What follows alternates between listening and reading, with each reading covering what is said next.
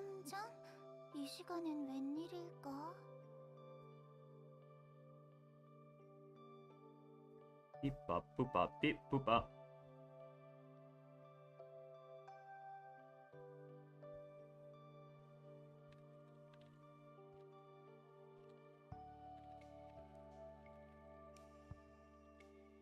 Hey Nanjira.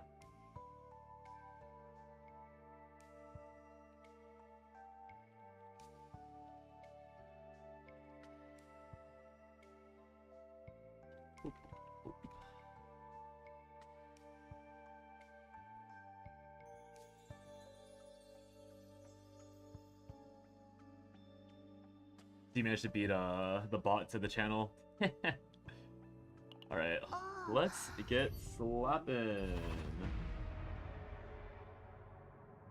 You beat the bot so fast that it wasn't even in the channel to start enabling the stream extension. It's kind of funny.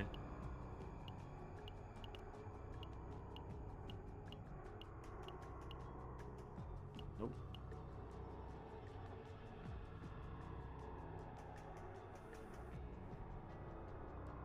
Give me a second. I need to...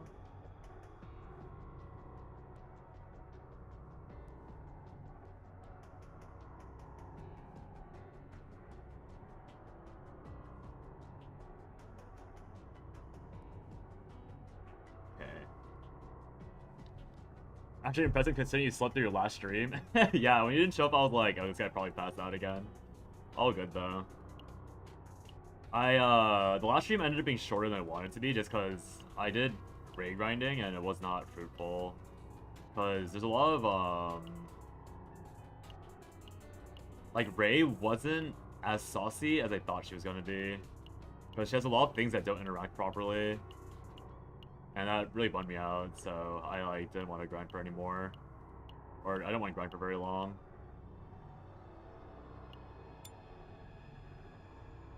Like, I can show you the decks I built and tell you why they ended up, like, being super disappointing.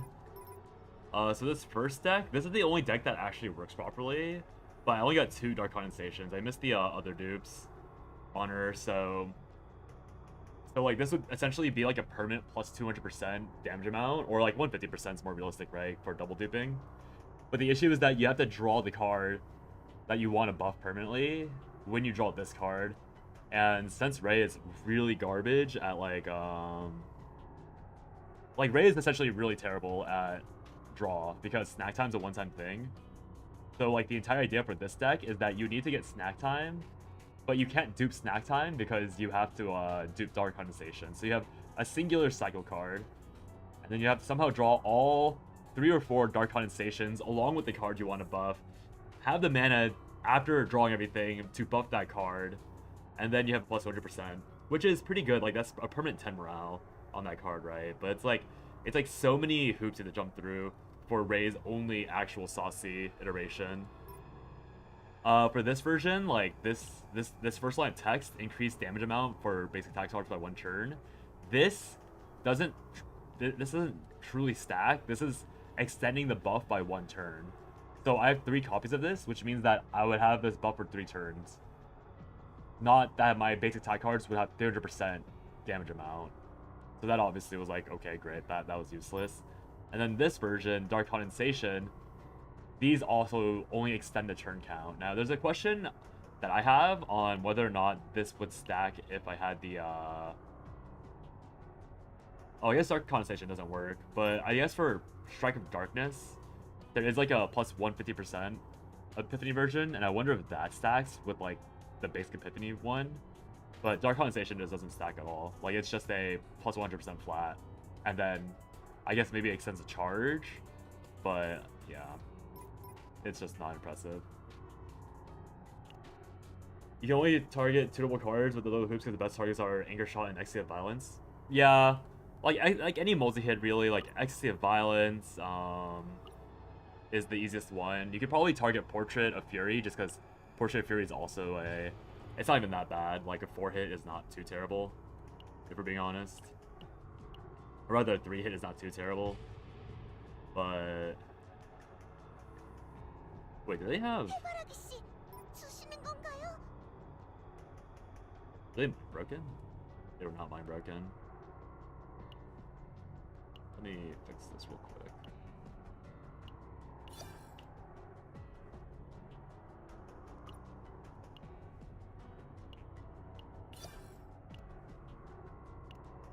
Yeah, anchor shot wouldn't be good because anchor shot's not even like a multi-hit thing, right? Anchor shot's purely a single target, like a single hit, unless you have a combo, which is then only a 2-hit. So it'd be like Rin. Like Rin would be good, for example, because Rin has a 4-hit, or she has like a 5-hit, depending on how many skill cards you have. And so Rin would actually be really good for that specific combo, assuming you could hit the perfect draw. Because you have to like play like Veronica or Mia and then like draw 10 cards. You only have one chance to draw 4 with you only have a chance to draw 2 with Ray. So your Veronica would have to draw your entire deck perfectly, and then you'd have to get the Divine Epiphany on the 1 Rin card in order to make it 0 cost so that you can bounce it 4 times or 5 times in a row, right? So like there is sauce, but the issue is just that it's really annoying. Like, and it's once again like another Divine Epiphany chase, which is a better chase because it's Rin. Like you don't have to get the 4-hit. You could go any of those Divine Epiphanies except for 1 and get -1 for it. So like it's a little better, to be fair, but it's just like, yeah, obviously the ideal version is the 4-hit when you play that. And you can't always chase that properly. But yeah, it's just annoying for obvious reasons. Like a lot, like there are characters that have the proper buff, or like the buff stacks, but very specifically Rin won't stack, which just makes her way less interesting of a character. Because the entire issue with Rin is that like the entire issue with Ray, not Rin. Ray's problem is that she doesn't have long-term value besides like that upgrade spell. And there's like a, you could say that it's fine because Ray, if you have her built perfectly, she would have almost entirely upgrade cards besides Predator Blade. And if she only has Predator Blade and like let's say like Ecstasy or a Portrait of Fury, like let's say that you get that perfect build, then she is kind of fine because having like 4 upgrade cards is essentially a free 0 mana draw 1 permanently. But it's like I'd rather have a 0 mana draw 2 like Veronica if I was playing that way. And you're not really getting that. Like that's not something you can do with Rin or with Ray, because Ray deletes her best card for free. Or for no reason, not for free. Like if there was a stack time variation that you could keep, like that didn't exhaust and still drew 2 or more, then Ray would be like giga strong. Because then you could like actually play her in cycle and have like really powerful damage buff cards. Like you got Dark Condensation and Predator Blade, and that would be a plus 140% every turn. And if you could cycle that properly, that would be genuinely like really good. Like Ray would be a top tier support. But because you can't cycle like that, she is sometimes a top tier support, but she doesn't have any draw power. So what's the point? Is at least how I feel about it. Like I don't see the point in playing Ray when I can play like Cassius for like half the morale but way more powerful cycling, when I can play Mia for way more powerful cycling and a lot more AP, when I can play Veronica for, you know, like this and that. Like essentially like all the, like there's like so many reasons why Ray just falls off when you don't have much value. Or because she has much lower value than the other characters. Like draw power is so important in a game like this because of how the use pile and discard works. Which again makes it very funny that Veronica is one of the best characters because she has just insane draw power for fun.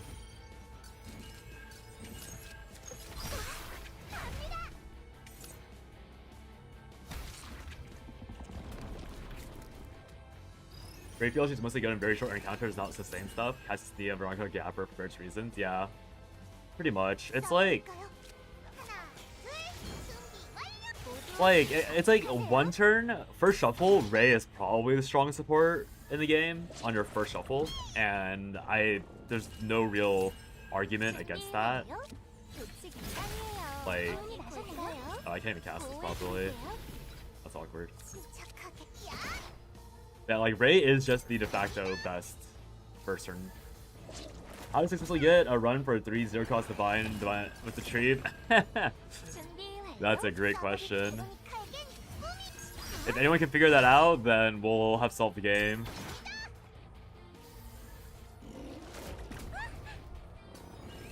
Fortunately, it might be a bit impossible for normal humans to discover that power.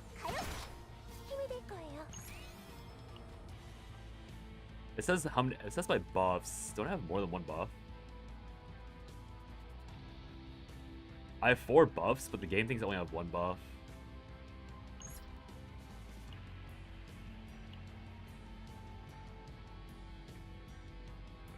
I guess it's Ponopeko. I saw Raiders and gross things in a Chaos showcase where they turned 1 the 3rd Nebula distortion boss. Yeah. Okay, well. Sapphire of Distortion, I think, or Sapphire Remnants is the best card in the game, in my opinion. Well, but it's Haru. Maybe it'll be fine.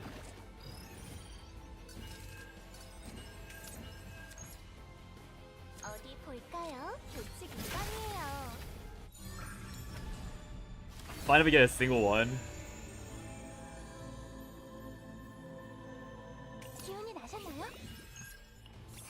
Yeah, there's really no way, sadly. Like, the only way to consistently, or even like try and target cards like that is just like always chasing the tunnel, and then hoping you don't get hoping it hits the Divine Epiphany on it.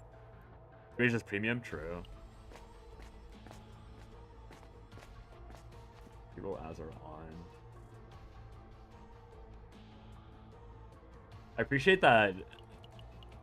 I don't think anyone's lurking at my Twitch stream right now, but Twitch is still telling me to run pre-roll ads as if I'm generating them any ad revenue by pushing ads to nobody. Kind of funny. Dude, I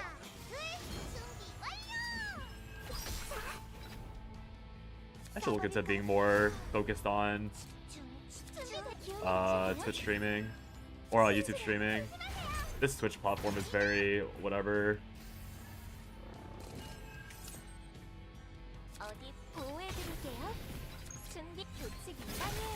I cast that in the wrong direction.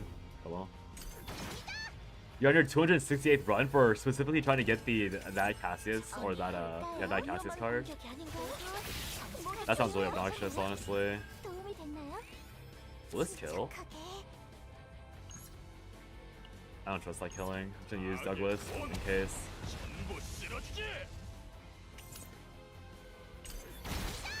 Oh, it's gonna be fine. It wasn't even close. Yeah, Twitch is funny like that. We love farming a perfect deck. Hey, Cody. I was just talking about people not being in Twitch chat.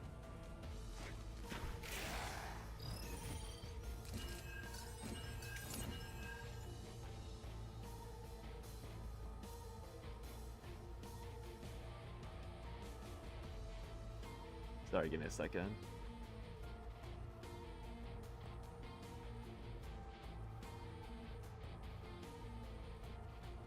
You've accepted you're gonna get a decent one in deal. Yeah, that's how I feel as well. It's like, okay, as long as I get something workable, then it's fine. As soon as you miss, you reset, you only got 1 cost double dive retrieve, and 50 of them were 0 cost but no retrieve.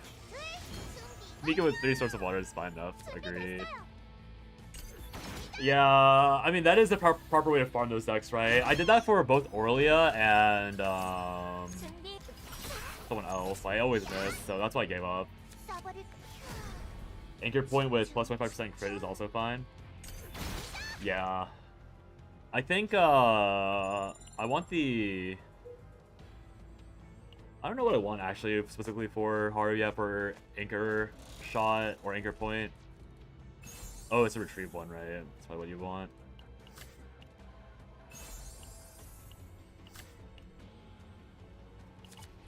Guess we'll see. Walk me through the hard deck so I can take notes. I was a motivated player for reasons recently.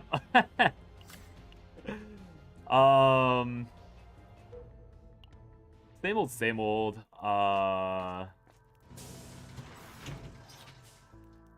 다들 힘내세요. Give me a second. Let me open this thing. 와, 쉬는 시간인가요? Oh god, they're gonna be talking the entire time in the background, aren't they? 맛있는 거 먹고 싶다. So 기대셔도 yeah, let me click into long, 괜찮아요. 어서 오세요. just so I have a different voice. 크레딧은 충분히 가져오셨죠? So the idea for the hard deck right now is obviously it's gonna be the same old anchor pointer dupe shenanigans. Obviously, the best anchor pointer is most likely going to be 천천히 고르세요. this retrieve version. 다른 손님 So the peak goals is that I get the Divine Epiphany on anchor pointer for +1 AP. So that way, if I dupe it 3 times, it's +3 AP, which is essentially another anchor pointer, or I get the 4th one, which is obviously 2 고르시는 extra 동안 anchor pointers. 한잔 해도 될까요? But otherwise, like, I'm honestly fine with like most other anchor pointers, just because I want like getting this with the +1 AP is +8 if I dupe it 4 times, right? Because I have 4 of these. 뭘 고르셔도 Insanely good sounding, insanely cope. Yeah, exactly. Like, I'm not actually expecting to hit quadruple Divine Epiphany anchor pointer +1 AP. I mean, obviously, if I hit it, I'll be very happy. But I only have today, tomorrow, and then like a week after January starts, because I'm going home for 3 weeks ish, like a little under 3 weeks soon. So I'm probably gonna focus on this farm like after season 2 starts. And E2 Haru haven't touched her. My triple opening shot barrel has been working just fine. Just stack to 8 cans and watch that disappear. Yeah, I mean, yeah. There's a lot of Gigabyte stuff that you don't really have to play the game for after you get it. I full autoed Basin. I full autoed 30-30 Basin like 3 nights ago. I don't know what was in any of the stages besides like 2, because I noticed that my full auto bugged out. But I literally haven't, like, I don't know what, like, that's how easy the game is at a certain point. We have good enough builds. Like, you just full auto and you never have to look at the game. Like, I set 2 teams in, didn't do any tuning. I was like, oh, I'll fix it after I lose, after I get like a 2-star. Nope, 3 stars all the way. It's just, it's kind of sad. Yeah, look at your count, you struggle a lot. I mean, I think I probably put like 10 times the hours as you have, Cody, to be fair. But yeah, so obviously 1 AP, anchor shot, dupe 4 times is by far the ideal. The other acceptable one is any of these anchor shops with -1 AP for Divine Epiphany. I think the best possible one is going to be this bottom right anchor shot, because it's +1 move for free if you crit. Otherwise, I think double hit, this top right version, would be better. So I think these 2 are probably the ideals with -1 AP. And then everything else is very optional. Haru strikes as a character who you would love to delete every card except for anchor shot and anchor pointer, because all these other cards literally like super useless. Like charge energy upgrade, perfect. Get that out of my hand and deck. Everything else is like really mid to really like just like a dead card, which is why I think people don't really talk about Haru, because she doesn't have many interesting decks. She just has anchor shot spam, and which is like fine, but can get boring pretty fast.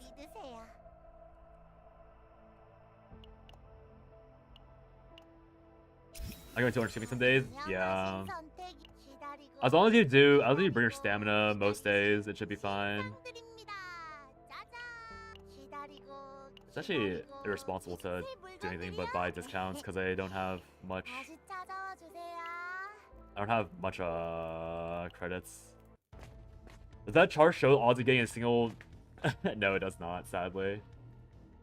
You have Galipe, so more anchor shot spam, please. More anchor shots. Haru just is one thing every game, and it's not very flashy. It's one very large hit. Yeah. There's a lot of characters that just don't have much going on, which is fine. Like, don't get me wrong. But it's like, I can see why it gets boring, and that's why I think, like, it's good for content creation, because you can just like make the showcase and like move on forever. But if you're someone who actually wants to play like that character specifically for a long time, I could see it being like quite annoying to bad. Also, the one initiation card that subtracts a mana from a card permanently would be quite good for Haru, I think. I'd be down to get that as well, instead of like Portrait of Fury and Ecstasy on Haru. Ironically enough, I think Haru might be the only character where I'm down for that card over anything else, or Forbidden card. We'll see if we hit. Instant hit.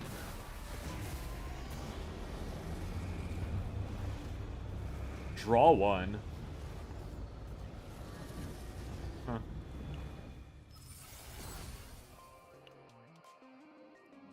Honestly, if I get this, is also low-key fine. Obviously, it's not really isn't on the hill and draw one. No, it should also be +1 AP. This the style just on.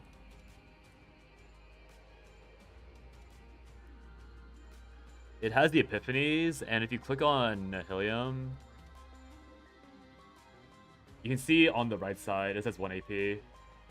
And this is like generically, like these two are literally generically available. Although now that I look at it, maybe you're right, because it's it can't be 0 costs. Maybe you're right, but I'm pretty sure. I'm fairly certain this doesn't have 0 costs, and you can get 1 cost. Like this does account for 0 costs. I don't know why it doesn't have 0 costs on here, but I'm fairly certain it includes 0 costs. I've definitely seen 0 cost on there multiple times. Or 0 cost +1 AP. You associate 1 AP with the holy looking one, Dialos. Well, I guess this is a good example. So you can see on Dialos, it's the exact same thing as Nihilium, where draw 1 is on skill, and then 1 AP doesn't have the 0 cost, but functionally, these are literally the exact same. Like, there is no difference between any of the God Epiphanies, like, at all. You can see 4 Agony here, 4 Agony here. You can see, like, it's the exact same list. There's no difference besides, like, the icon aesthetic. Yeah, I thought there was a difference, too, for a long while, but there was not, sadly. You got triple dice trick upgrade variant that is pretty OP, but double dice is just free search and damage. I think free search and free damage is good, but at a certain point you do have to deal damage, and that's why dice trick is better, because dice trick upgrades also become free search and damage. Might as well go middle. Actually, if I take, I don't have mutant sample. I have to take right side if I want a triple dupe.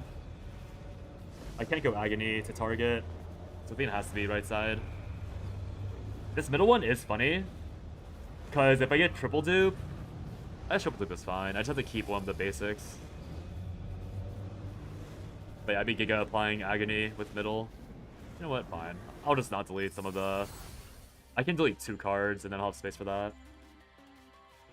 It's not even weighted. I mean, it might be weighted. I have no idea. We don't know the code for the game, so there probably is some weighting going on, but we wouldn't know yet. We won't know until someone data mines and shows it off.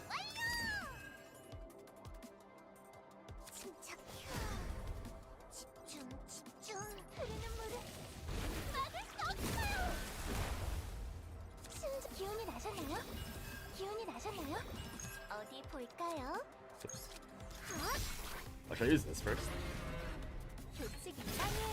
Whatever. Yeah, this hard deck's fine, but I think it requires it to run Nia, which is fine. What did I just delete? Whatever. Nia's not that bad of a thing to run.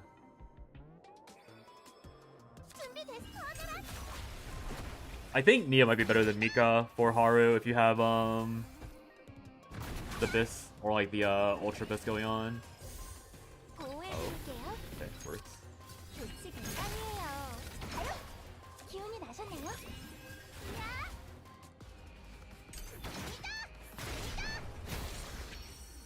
We'll see though. There's a bit of testing. This is a really lucky first run, honestly. Getting 2 Divine Epiphanies already.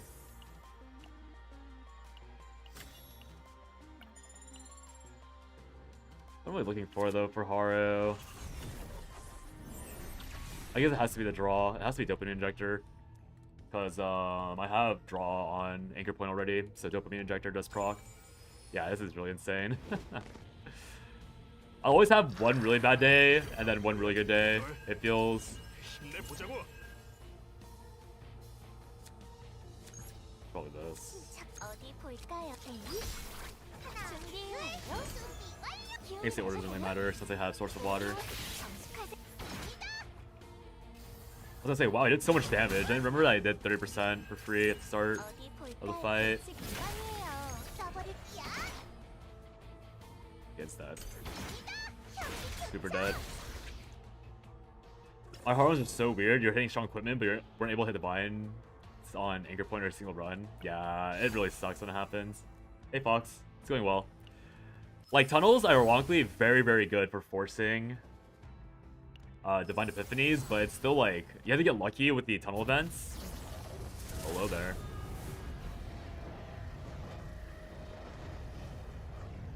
You have to get lucky with the tunnel events and all that. I mean, we all know. I mean, yeah, we all know to get lucky with tunnels for those things. Not a surprise there.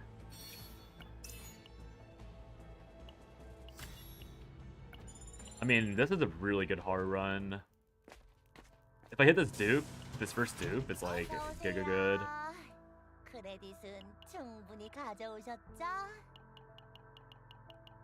I should just delete one of these. I'll delete repos first.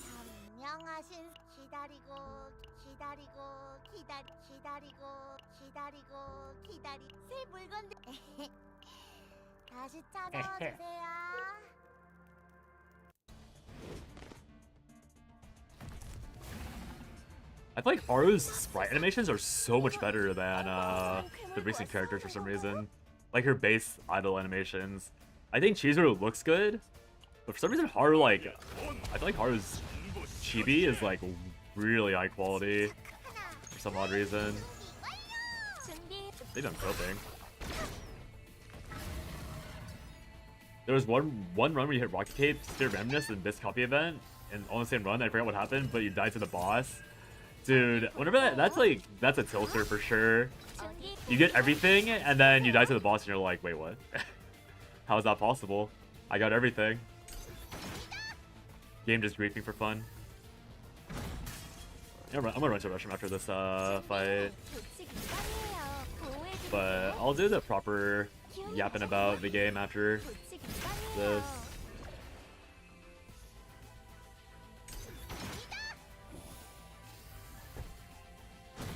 Oh my gosh. Why was that so laggy?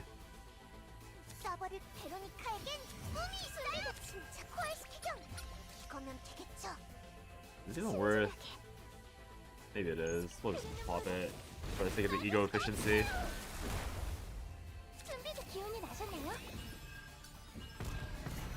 Thump thump.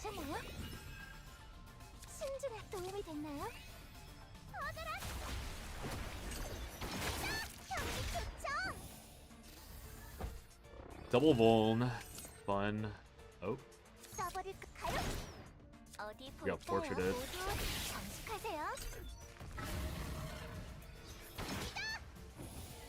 Did you see the reviews in KR for CZN? Oh yeah, I was the one that brought that up to Suchi.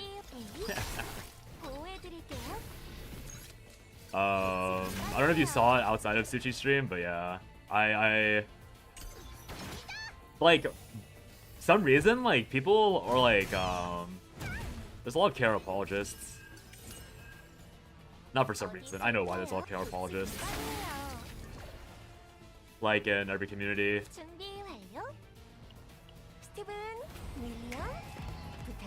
And so, like, I'll see, like, people apologizing for KR, or, like, making excuses for them. And then, like, I think, the last time it came up, Suchi was like, oh, like, it wasn't even that bad, like, in Korea, was it? And I was like, no, like, Korea has given up on the game. And he didn't, like, really believe me, and they checked the reviews, and he was like, oh, yeah, it looks bad. I'm gonna respond to a question real quick, give me a second. I don't want to see me miss this, move anchor.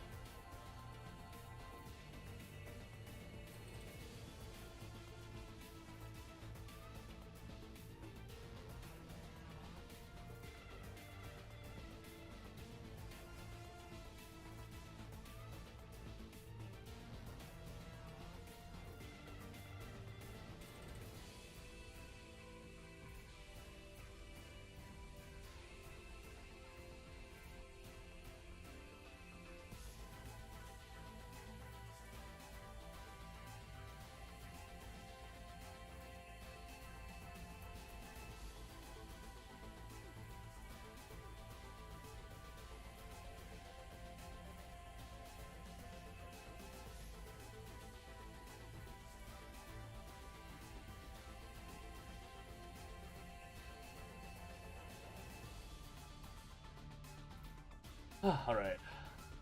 CZN being dead in Korea is extremely bad. That makes way more sense. Oh yeah. I agree it's bad, but I miss. No, it's over. It's over. It's over. It's over. My dream run. My severe randomness. No, it's over. It's over. All right, we out here. 수고하셨습니다. 그럼 우리 Haru, you were the chosen one. You were supposed to one try it. You were supposed to one try it so I could just end stream immediately.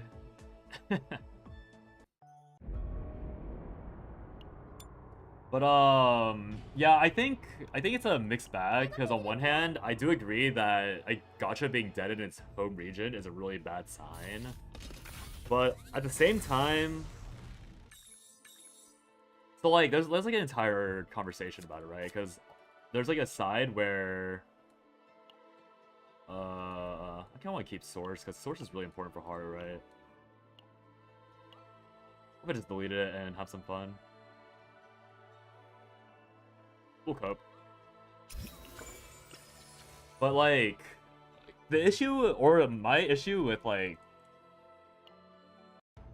not my issue, but my personal cope with the game being dead in Korea is that they won't like care as much about potential Korean backlash, because again, yes, it's important for a game to be alive in their home region.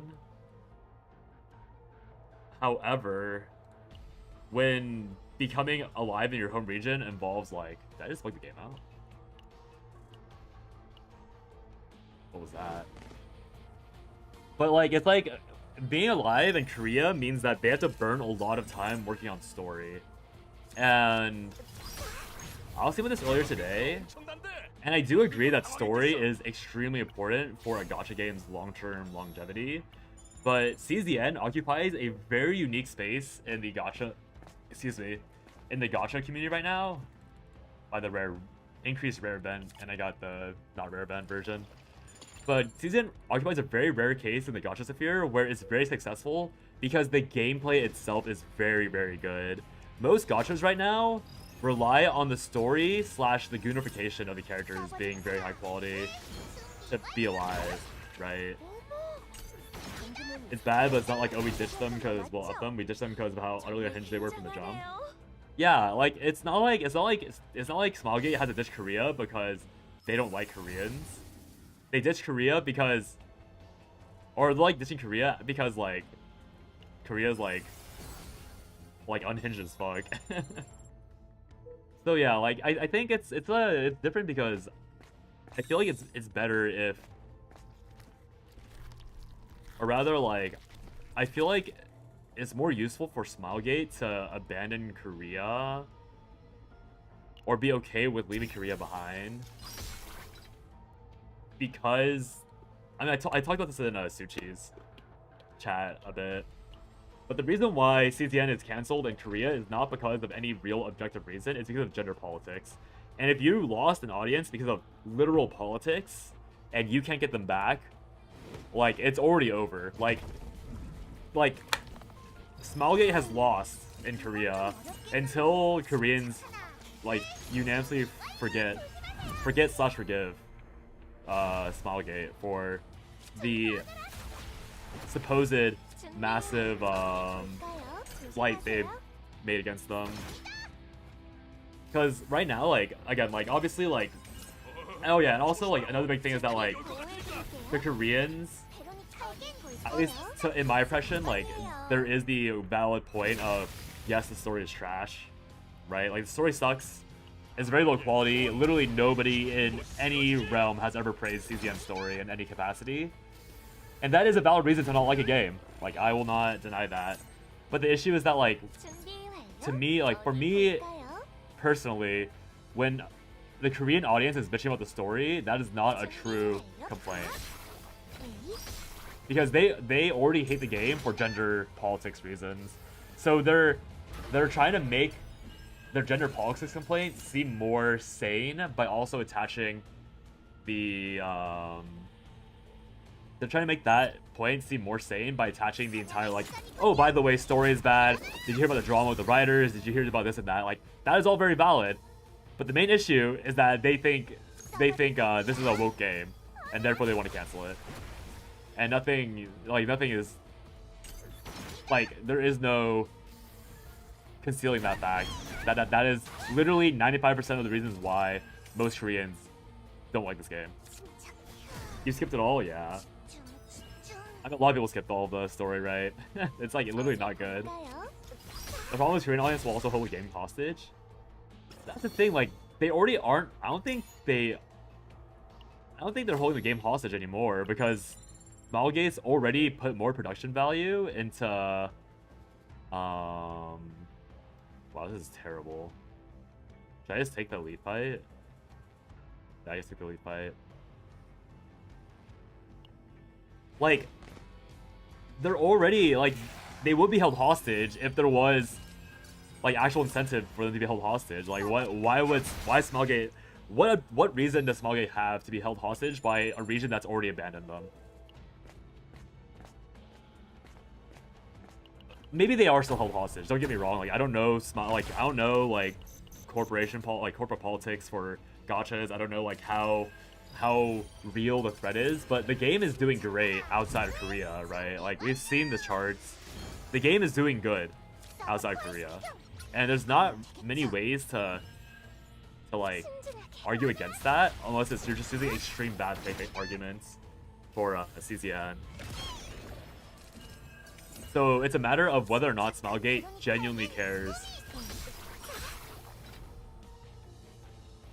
like, about, like, recovering that tiny percentage chance that they could come back to being decently big in that region. It's bad, but it's not like, oh, we ditched it. Oh no, I read that. Yeah, they already were unhinged from this jump. Because, like, I remember, like, Korea had very similar complaints. Like, most of the like, every region had the exact same valid complaints, and then the Owen scandal happened, and then Korea was like, oh yeah, like, blah blah blah blah blah. However, like, Owen this, Owen that, how dare they cuck us? By the way, we gotta seem a little bit valid. By the way, like, okay. But then with Smilegate, they try to market Korea where we had it hostage, essentially with a appeal like Korea demands it. No, I agree with that take. Like, you're right.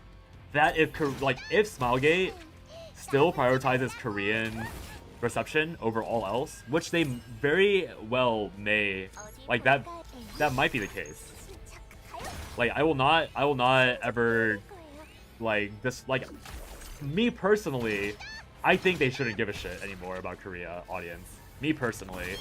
However, knowing that it's a Korean game, and knowing, like, how, like, nationalism works and all that, like, they have very good reasons to want the game to be well received in Korea. Hey, Range Hog. Like, there is essentially no reason for them to not want it to succeed in Korea, right? Like, they probably do want the game to be alive in Korea, like, above all other regions. Good thing is Smilegate already captured the audience. They need JP in love with the game and global, and I'm content with that. Yeah, that's what I'm saying. Like, they already, like, the fact that the live stream already focused way more on Japan is, like, a sign to me that they already, like, care less about Korea. And to me, that's a good sign. But again, knowing that most companies are very, like, nationalistic, if that makes sense, like, knowing that most companies will always prefer to cater to their home means that there's always a chance that Korea will still backpedal and, like, do bad changes or focus on the wrong things in order to appease, like, that entire toxic culture. How did they even get that bald Nia? It's because I think China specifically has I might take a Eternal Hunger for Nia synergy instead of Portrait of Fury. I'll do that. I think China has a censored version, so China doesn't have like ears. Veronica has no ears in China. Magna has no ears in China. Yuki and Maribel are actually wearing clothes in China. I think Selena might also not be a bunny girl, but I actually don't know. I didn't see the Selena art. Black is so funny, yeah. I think it's fine, but I agree with their stance with the bridge of burn. You might as well double down, pander where money is, especially things will blow over regardless. It'll be literally so much less stressed. Yeah, I agree. But again, like, they're already being harassed by trucks, by the way. Like, they are being harassed by trucks. So, like, the fact that they're physically in Korea, I guess, does always lend more precedence to them having to cater towards that crowd. Because, like, the more they ignore Korea, the more that the 0.001% population, like, of the population that is truly unhinged, like, has too much money because they're, like, baby, like, daddy CEO's money, like, little child, or whatever. Like, there's always that 1% chance that, like, that 0.01% population that is, like, truly that unhinged and that stupid. And they will, like, they will do something literally extreme just to grief the company. And I think they do sadly have to respect that fact. And that's why, that's probably to me, like, the actual more valid reason to care about appealing to Korea. The concept of the clothed Yuki, true. The concept of the clothed Yuki. What? They can have clothes? No. Surely not. Wait, this burned the retrieve.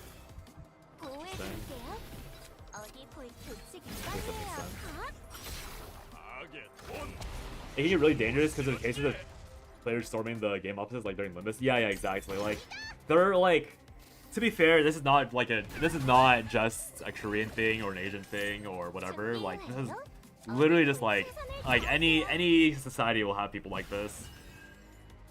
But like, again, like, Korea is, as the typical allegations against Korean gaming community goes, Korea has proof. Korea has, like, they already have incidents that have been recorded, and it is a consistent incident.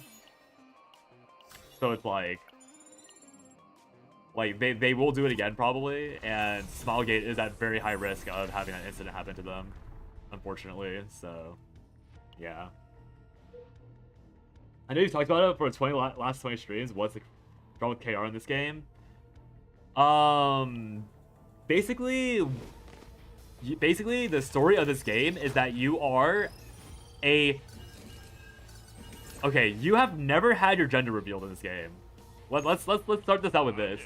No one knows what the main character's gender is, but it is very safe to assume that they're a male captain, right? So you are a genderless being at the moment, presumably male, and you are surrounded by attractive women of all ages. And there is this young boy, like, who cannot be older than 14, who exists on your ship, and he has a few interactions, very few interactions with the female cast of your ship, and they refer to, like, your female cast are very friendly with this young boy because he's literally lil bro. He's literally lil bro. And because the female characters are more pleasant towards lil bro than to the main character, Koreans got really mad, like really upset, because they were like, this little boy is getting more attention than the main character, and that makes me feel threatened. Like, that makes me feel like this little boy is threatening me, and therefore I am not being catered to. Like, the developers of this game are feminists, which, as you know, in Korea is a bad thing. Like this is literally just like like, how dare this guy have more screen time than I have as a man. Yeah, so that's literally the entire drama for Korea. That's it. That's it. It's just this little boy who cannot be any older than 14. The female characters go, "Oh, Owen," like, little bro, like, haha, like, punch his shoulder, like, very normal interactions for, like, a younger sibling type character.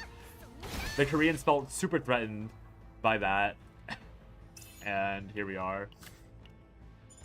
I hope they reveal you play as a girl. Yeah. I agree. Cause like on Suchi's channel, like Andao, like one of his like mods basically like confirmed that. What if I delete this? Delete an epiphany spell. Goodbye. But on one of the mods for the channel I look in and like chat in a lot, he basically straight up confirms that like the girls talk about Owen a lot. Like they'll be like you'll be going out with them on a date event and they'll be like, oh, we should have brought Owen. Like he would have liked this candy or like whatever. Like they just bring him up randomly, which I do agree like can be a bit odd if you don't remember the fact that Owen is literally Lil Bro. Like Owen is literally not even like dateable, like in any capacity. If you are like if you are taking the story seriously, he is a little boy. Like you can see the baby fat on him. That's how little he is. Like I don't understand how you can feel threatened by a little boy to that degree. They went as far as say Owen with a self-insert made by the dev. Yeah, which I could believe if Owen wasn't crass. Like Owen is not a unique character. We all know who Owen is. Like why are like I don't get it. I don't get it. I don't get it. Even if it's odd, there's no way such a big deal. I feel threatened. Yeah, exactly. And like the funniest thing is that like the newest character that they released, Chizuru, she's Hejin, Range Hog. She's literally Hejin but with a sword. And so we know Hejin has, you know, she throws paper charms, and you know like. You know how like Hejin like she like does the things like you like hold paper between your fingers because it looks cooler. So Chizuru does that, but unfortunately, the angle that this new character holds the because of how she holds the cards, it looks like Chizuru's doing the pinchy hand, pinch finger emoji, and they got super pissed about that too. Let me just do the trailer for you, just so you can see.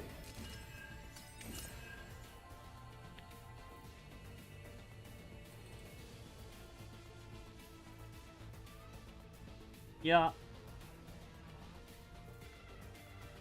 Oh, I guess you two couldn't hear that because of there we go.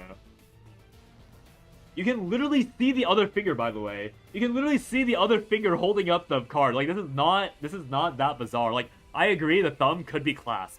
Like, they could have avoided this entire thing if the thumb was just clasped. Like, closed down. Like, it's literally not even a big deal. Like, I get it. Like, they could have, like, if the designers were smarter, this thumb would just be down. So I get that, like, it could be avoided. But, like, be serious. If you look at the Korean YouTube, it's just a bunch of people bitching about the fact that, like, you thought you could hide this from us? How dare you hide, like, how dare you think you can hide this from us? Like, we know what you are. It's like, guys, come on. Guys, come on. Guys, come on. We have to be normal. We have to be normal for 1 second, surely. What makes it worse is I'm like, it looks like that if he's canonically that age, so he's the same age as Ray. I think, okay, that actually brings up another problem, or like another funny issue, is that I said this in Suji's stream. I think Ray Owen is like probably an actual like story pushed couple, but Ray is also being pushed by the devs to be like the girl, like literally like your waifu, which is another entire bag of worms. Also, I missed again. That's an entire other issue, by the way, with Ray. Is that she's like, her and Owen could have just been like the cute middle school high school couple, but they're literally like making Ray like the main love interest. But the captain is probably like at least like 20 years old, like a little older than Manoa. But like they're pushing you as like Ray is like 15, and they're like, hey, don't you feel your heart flutter when you go to school with the 15-year-old and she pulls up like this. She pulls up with her head on the desk.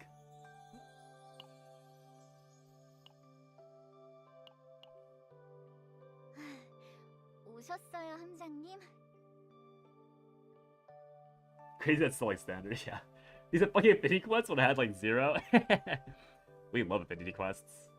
Yeah, I know Ray's the mascot. Like I get it, but it's just like in that regard, I kind of understand why Owen, they feel so threatened by Owen, because Ray is like the main pushed waifu. And her and Owen are probably like the exact same age. But I don't know, like it says too much about society that the 15-year-old, 16-year-old is like the main love interest. I'm so done with Korean games. I know, it's so bad.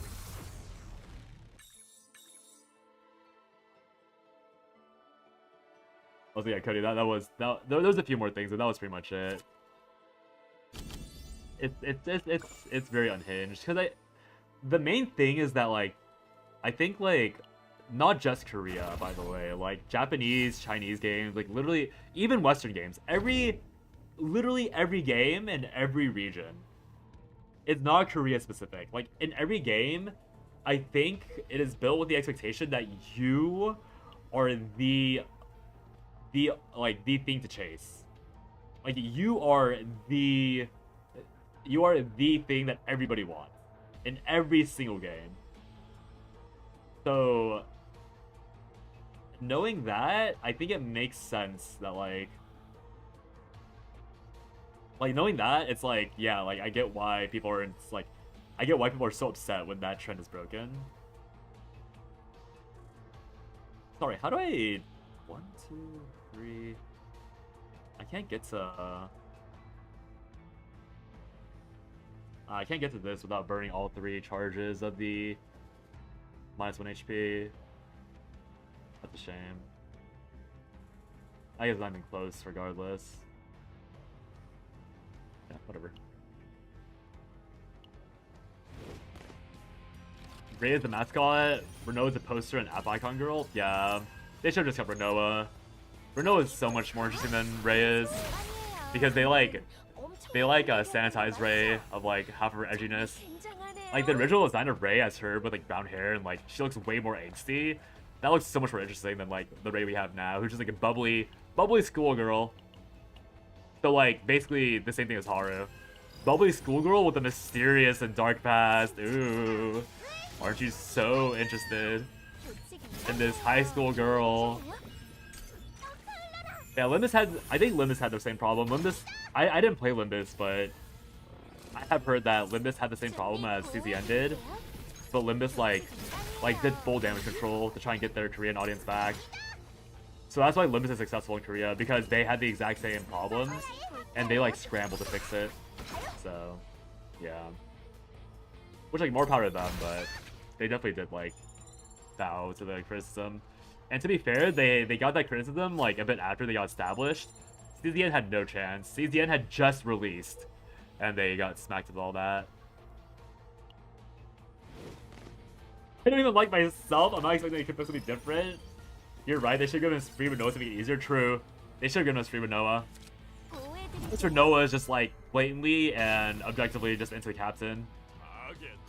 I kind of messed up there. I didn't think I was going to get power charge. Renoa's fine. We literally got her whole backstory and she's pretty close to MC as well. Yeah, like Renoa is literally just into you, I guess. But the issue is that they want everyone to be into you, so it's not good enough. I think that's my biggest problem with like gaming in general, is that like everybody is expected to be into you. Also, like, gotta be honest, like I think Westerners are just as unhinged as Koreans are when it comes to like raging over love interests not all being into you. But the main difference between Westerners and Koreans is that Europe is too large and America is too large. 1 damage reduction. Oh, by the way, Cody, here's your proof that you can get 1 AP on this. 1 damage reduction Oh, great. I love having DR on my offensive skill. Oh, great. This is Dialos? Oh, interesting. This is the holy one you're talking about. I guess we'll have to see until we get the other one. You might be right that maybe it's Dialos, like, specifically is 1 AP. I'll take it anyways. I want the retrieve one, but you can only cast this spell so many times. I see what you mean. That's a pretty outright. No, that might only prove your point. Kirkin, not Dialos. Oh, that was Kirkin. It probably said that on the stream, didn't it? I just didn't see it. You meant yours, Dialos? Deity names? Yeah, no, Cody we were talking about, like, because he was asking about, like, how, like, he was saying, like, are you sure that that can even, like, trigger 1 AP? The slime one, the poisonous one. I was I'm pretty sure it was, but he was saying, like, the holy one was the only one that he'd seen with 1 AP. Yeah. Whatever the holy one was, I thought it was Dialos too, but I think Dialos is the robot one or something. I was surprised Renault was not free when you started, which is literally like your right hand. Yeah, I agree. I don't know. I mean, they gave you Barrel for free, who's literally like not associated. They gave you Ray for free, who is like the mascot. So I guess maybe it makes sense. I guess Renault is supposed to be like the bait to make you pull early. Westerners usually care. With Westerners, usually, they just care about justifying goodness stuff or cliche for private gotcha. I could have gone XXX. Yeah. Oh. Yeah, they care about justifying. Well, no. I think Concord is a good example of, like, oh, like, there's no one for me to, like, sexualize. I guess, like, yeah, you're right that usually they care about justifying Gooner. But with certain games, if there's no one for them to sexualize, they get really upset. And they boycott in their own way, like with Twitter drama and, like, all those stuff. With Kirkin. Kirkin's a female deity, I see. The solution might be to not play those type of games. Range Hog. There's only so many games that I can play. There's only so much available. What can I do? And also, like, the ratio of, like, people who care or people who would, like, if everyone like me boycotted, there would probably not even be a dent in the revenue. It would be like a personal, like a matter of like personal pride, which is obviously quite like righteous in its own way. But I mean, I played a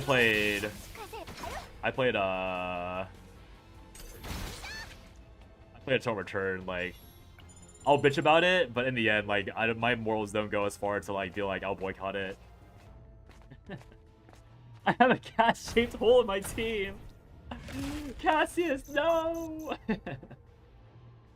It's waiting because Nihilum always gives you roll or draw. I can see that. Yeah, it might be like all of them could give everything, but like when like certain mods will always just give you the deity associated with it. I could feel like character specific. No, yeah, it might literally just be like they give you the God Epiphany and then they give like the game decides what option they're giving you and they just give you the shell of the deity along with it. If that makes sense. I can see that being the case. Why is it 6 AP? Why is it 6 ego for like one of the worst ego skills known to mankind? I'm burning 6 AP for a light nuke. 350? That's it? This audience of gamers is really quite tough, yeah. I have a serious, oh I see. I have a serious melon shaped hole in my team, it's pissing me off. Yeah, that's so funny. Everyone with holes. The only holes I have on my team is Magna and Hugo. It's so sad and so hard to stack buffs. Yeah, I don't understand what the... I don't understand why that's the, That's easily like a 5 AP or 4 AP skill. He's the only 5-star you haven't gotten, it's just one 2 you wanted. That really sucks, yeah. Only hole you got is Luke. Okay, guys, I didn't say it when I first started. Talk about holes, but we've gotta find a better noun for describing gaps in our roster. I didn't say it when I first read Fox's message, which was Cody's fault, but we've got to find a better noun. I thought about when I started, but yeah. Drew a blank. No, that's fair. It's just funny. Because now we're all saying hole. Renault's the only 5-star you don't own. To be fair, Renault's like the least important 5-star to own, but she's very fun to play. Like, she's very cool. Who doesn't like going bullet time on people? I think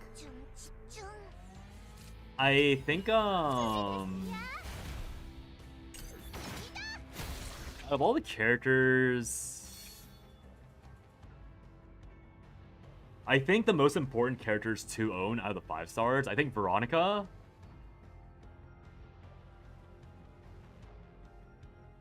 I think just Veronica, honestly. Like, I think Veronica is the literal only pseudo-required 5-star in the game. I don't think any other character is even remotely close to being required for 5-star.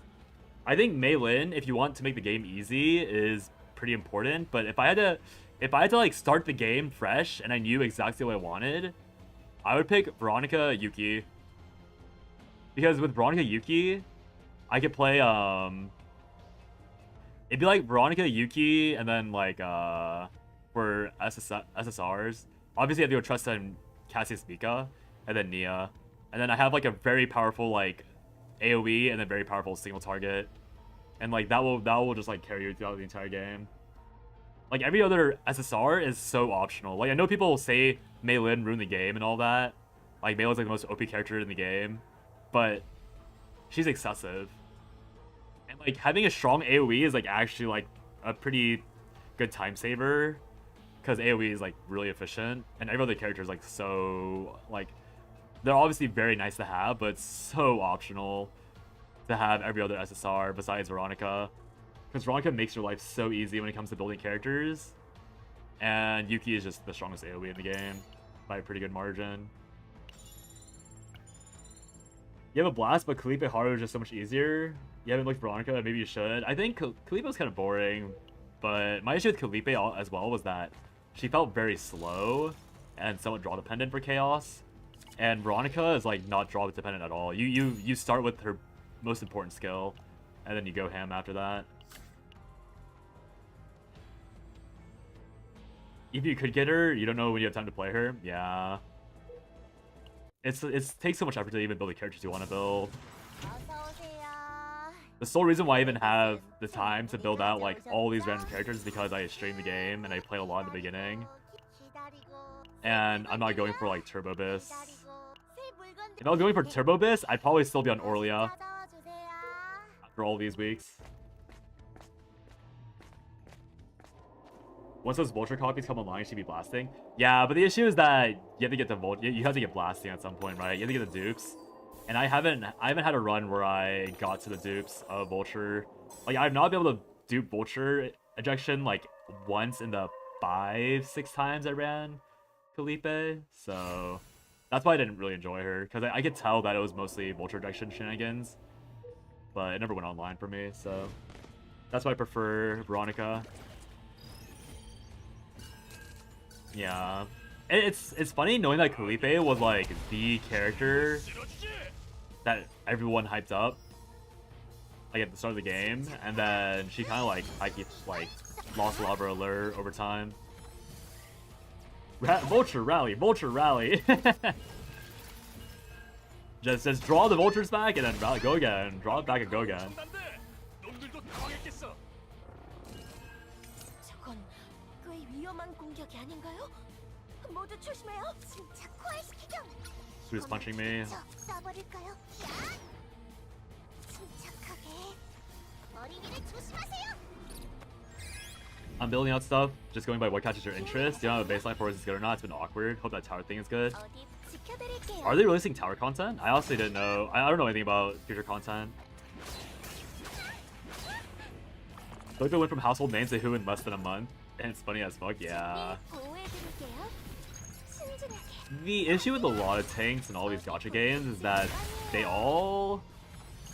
Like, tanks always fall off. They always fall off. Also, I wasted that DP for sure.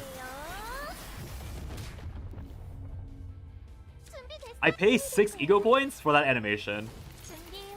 I think 3 of those 6 ego points go into the animation of Haru blasting off and blasting the person in front of her. There's like no other reason for that ever to go that ham. They said they're with the tower, but they didn't explain how it works, so it's assuming season 2.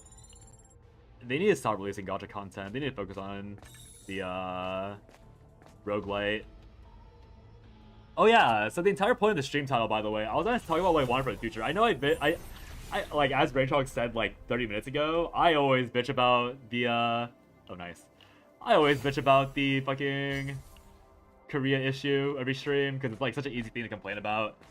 But I really hope, I always say this a lot, to be fair, about season 3, but I was hoping the stream title will like, get more ears on it.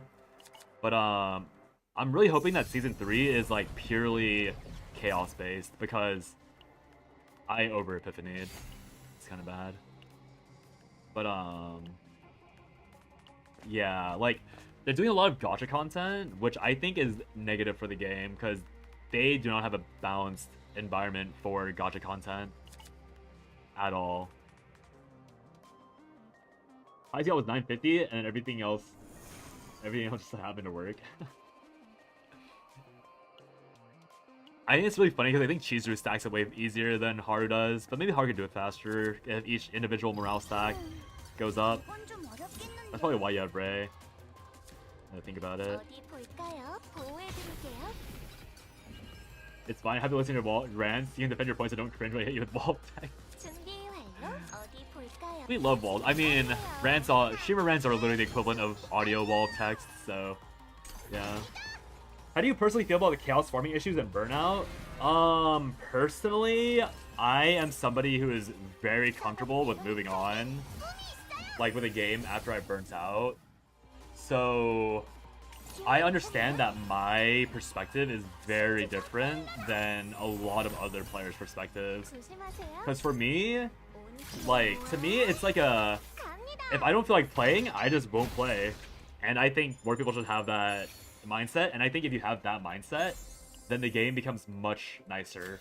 I think getting burnout, I mean, it is technically burnout to not want to play, right? But to me, it's like, you only encounter burnout with this game if you're chasing super good decks, or even just very good decks. And I think the game doesn't really do it, like, to be fair, the game does itself no favors in encouraging burnout, because of the fact that chaos is literally infinite. Seasonal chaos is literally infinite.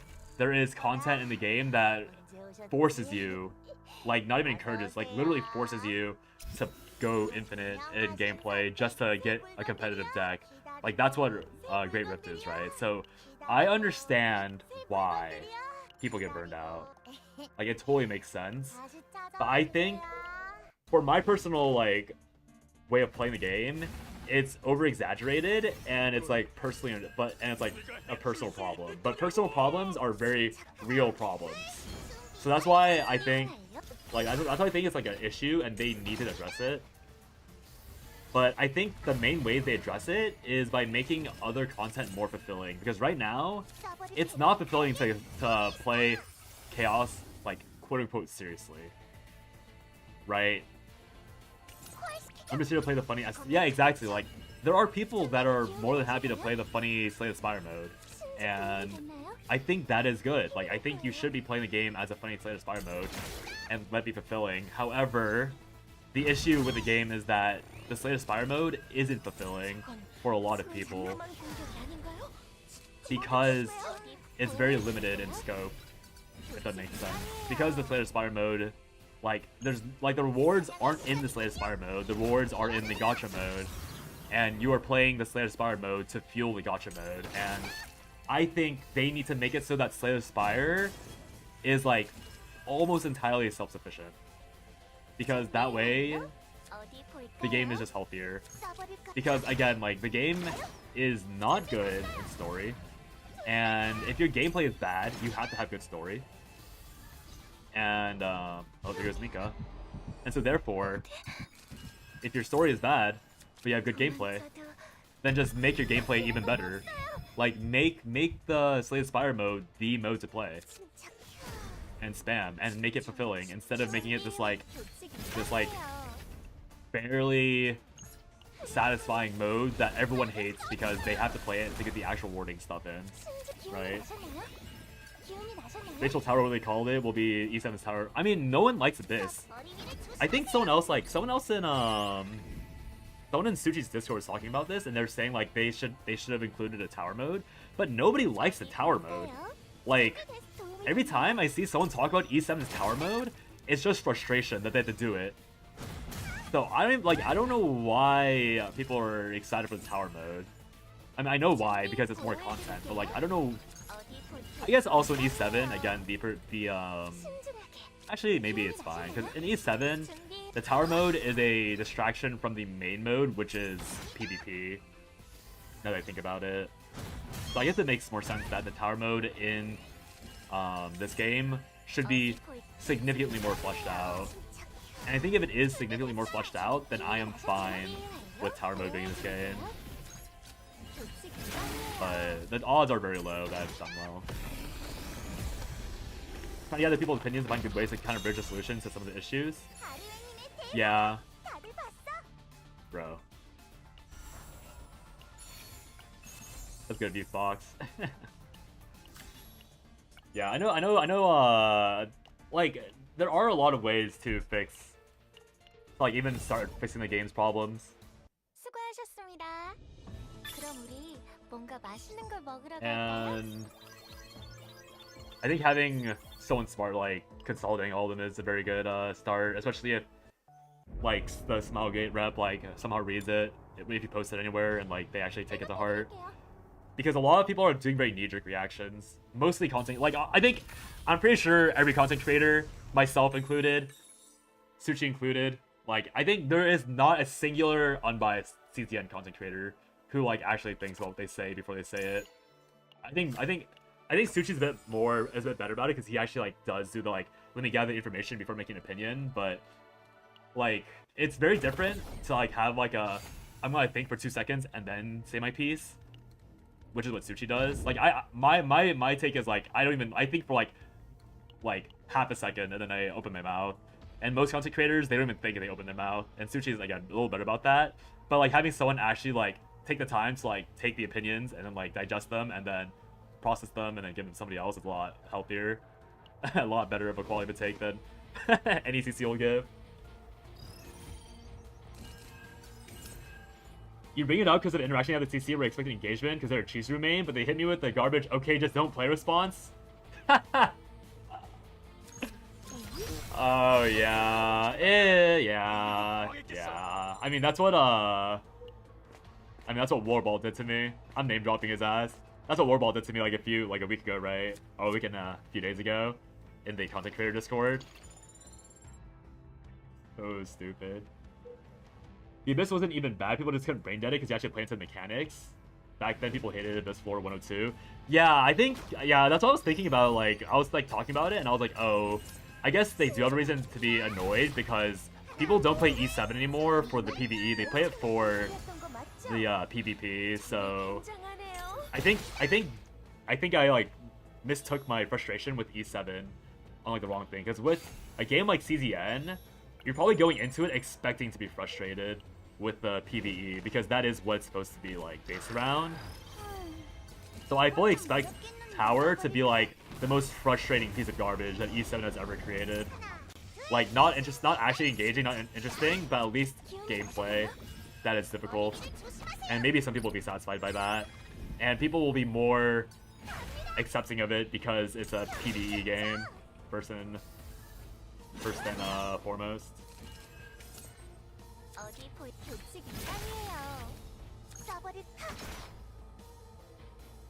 Towers more content, rising amount of tower content from. Oh yeah, Korea loves towers. Towers unbelievable, yeah. I read so many webtoons recently because of Suchi. I read I started reading, what was it? The tutorial's too hard. I dropped it because it got really boring. I read, and that's a tower system. A friend of mine recommended a webtoon that just came out called A Whim's Strategy to Conquer the Tower, Another Tower. I binged Pick Me Up, which is obviously another tower. It's just all towers. It's just all towers. Vulture Ejection, +1. It's probably +1. I think +1 AP is the most universal version. 4 Fortitude and 4 Agony is good. Like, that would be good for cheesing Tower if Tower existed, but it's less universally applicable. I think AP is always more powerful than Fortitude Agony in all content. Yeah, I read Infinite Gotcha. That's Pick Me Up, right? Yeah, I finished it. +4 funny. Yeah, +4 is just funny. AP is like better, but Agony is way funnier.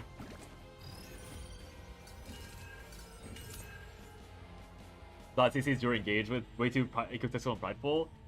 I started in good faith, I'm so confused. It's looking to Reddit and reply within seconds, not reading and processing it. He's not seeing the other side of the issue. I know you guys are being respectful to the CC and not saying their name, but you can just out people if you want to. I love outing people. How'd you like it? I think it is I told Suchi. I think about it. I didn't see you last night in Suchi's chat. I was like, oh, we're spoiled. But it's probably. I told him it was like by far one of the best, or like no, I told him it was the best webtoon story I had read in a while, and then I corrected it to, I think it is the best webtoon story I've ever read. Period. I think it has. I think in terms of the start, GYT. I don't care about outing people. I've seen him chatting in the CC. I'm not. Actually, I think he actually. I might comment on some of my videos, but whatever. I'll be a good gamer, take AP. I'll be a good gamer, take AP. So let me talk about the Pick Me Up thing first. Like, it was really good. Like, I genuinely think, like, the first 50 chapters, I think, are like maybe like a 6.5 out of 10. I don't know, like, I don't know what, like, I don't know how much you saw of me complain about Kasuchi, but like, I was like mocking. I was mocking at first. I was like, oh, this is like a cardboard MC. He's like every other stoic, like webtoon Korean main character. He like same hairstyle, same design, same this, same that. He's like so generic. And then like I like that was like that day. And then I like kept reading, I kept binging it because like the story was actually good. And I was like, damn, this is actually like after like chapter like 50, 60, I was like, damn, wait, this upgraded so hard. Like this is such a good story. Like I was like, this, like the MC is still like a piece of cardboard, but he's like a cardboard covered in like MSG and salt. Like he actually has some flavor. Like what is going on? How do they upgrade this man so fast? I was like, what the fuck? Yeah, so it definitely grows on you very quickly. It goes from a 6.5 to like a 10 out of 10, and like I don't think like a real literary 10 out of 10, but like a 10 out of 10 for webtoon standards. In my opinion. Yeah, I'll think of another recommendation box. I don't understand when people say they're burned out. It's just ridiculous. People end up complaining there's nothing to do once they've built their dream deck. I mean, I get why they're burned out. Many. Like, there are some people that play a lot more, and a lot of people that play like very low maintenance games. So I understand why people say they're burned out, because everyone has their own threshold for gaming, and this game is so involved that it's very easy to reach that threshold if you're not a grinder. Yeah, there's a CC Discord. Pick Me is really enjoyable. There was the I Became a Tyrant of the Tower, which is close to you're expecting. Well, time to put that in somewhere, and hopefully not close the tab.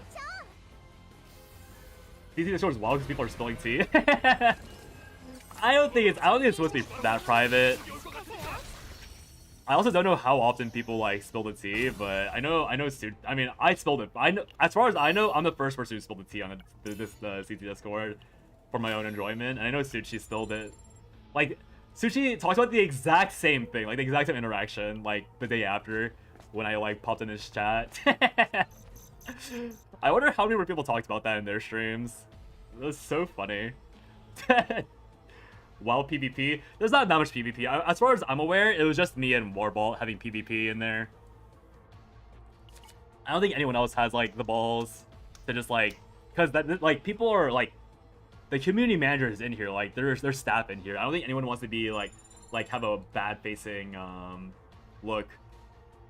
But like I obviously like I don't really care because I just straight up said their characters bounce like trash, and they should buff them. And then Wolbart was like, no, this character's good. How dare you insult Chizuru? It's just community being bad. Like, okay. I was so civil. If I was in a bad mood, I would have said some stuff. Yeah, I think solo leveling is really funny because I think Suchi told me that's the exact same art studio. And oh, you definitely weren't here for this, Fox. But I was talking about how like the solo leveling art studio is addicted to the speed blitz art. Like, are you in Suchi's Discord, Fox? Because I posted the images in the general channel of like what I'm talking about. Let me just open it so I can save you some trouble. Like, they're addicted to this. Like, this is like 20 chapters. It's just a different. I'm like, guys. It's just like they're so good at making lines in the background and the MC aura farming, like speed, like aura farming speed blitzes. I'm like, come on. You're in the Discord, you just use often, yeah. You got on the Great Sword, but not the deep ejection. A vulnerability. I think ejection can get vulnerability. I see a lot of people talking about it. It might be. It's probably just really rare because of the generic epiphany. You don't use it often, yeah. I'm always in the CZN thing, but I don't go outside of it very often. Got it once, but not on the 264 Defense Space version. Divine Epiphany can always go Vuln, but if you're talking about Base Epiphany, you have to get it on the, like, it's like, I mean, I think you know how Base Epiphanies work, so. Yeah, it's probably really rare because of that. I think the day before, Flair said the CC doesn't even grind for the save files, just pays other people to do them. They didn't name names, though. Should have named names. I love outing people. Even Warball crash on people making sleazy chills for easy CC gems. Hey, that's gonna be me. I'm gonna be doing that. That's me. Crash on me again, Warball. Let's get some more CC PvP. Yeah, guys, there's gonna be a lot of slop coming out over the next 2.5 weeks when I'm going home. How's the game treating you? Saturday stream was like very okay. We'll see about today's stream. I'm still not sure. Forbidden Gesture. This is... I don't know if this is better, actually. The issue with Gesture is that I have to get only 0 costs in order to hit properly, and I'm not sure if that's really easy to do. Eternal Hunger is just better for cycling with Nia shenanigans. But I could get a free anchor pointer with this. I think this would make for a better thumbnail if I actually hit, and this would make for like an actual better build. Yeah, fuck it. Thumbnail time. Make that bag, hell yeah. Yeah, the videos, I was gonna make videos about like obviously the easiest one is like talking about the future of the game. That'll probably be like the first video I make. So I'm leaving back home to my family's place on Thursday morning, so I think Wednesday, I'll stream tomorrow, but I'm not streaming Wednesday, so that I can like do laundry, pack, clean up my apartment, and just start like recording like a bunch of slot videos. That's the goal for Wednesday. So like I'll probably like record like, the idea is to record 3 tier list videos and like a future of the game video, and then Thursday I'll schedule the future of the game video to like maximize the engagement, and then like obviously tier list videos are just engagement farming as well. So that'll be the goal. I'll have like 2 like video Thursday, and then like video Tuesday, Thursday, Tuesday further Thursday, and then I'll be back the following Thursday. So like 18th, 23rd, 25th, 30th, 1st, like I think I'll have scheduled videos for content baiting, and then hopefully I'm back before, and hopefully that works, and hopefully I'm back in time to like actually benefit off of that. This is probably the closest Chizuru deck of the build path you get. Ooh, that's pretty good. With discard, with Nia, with triple remove.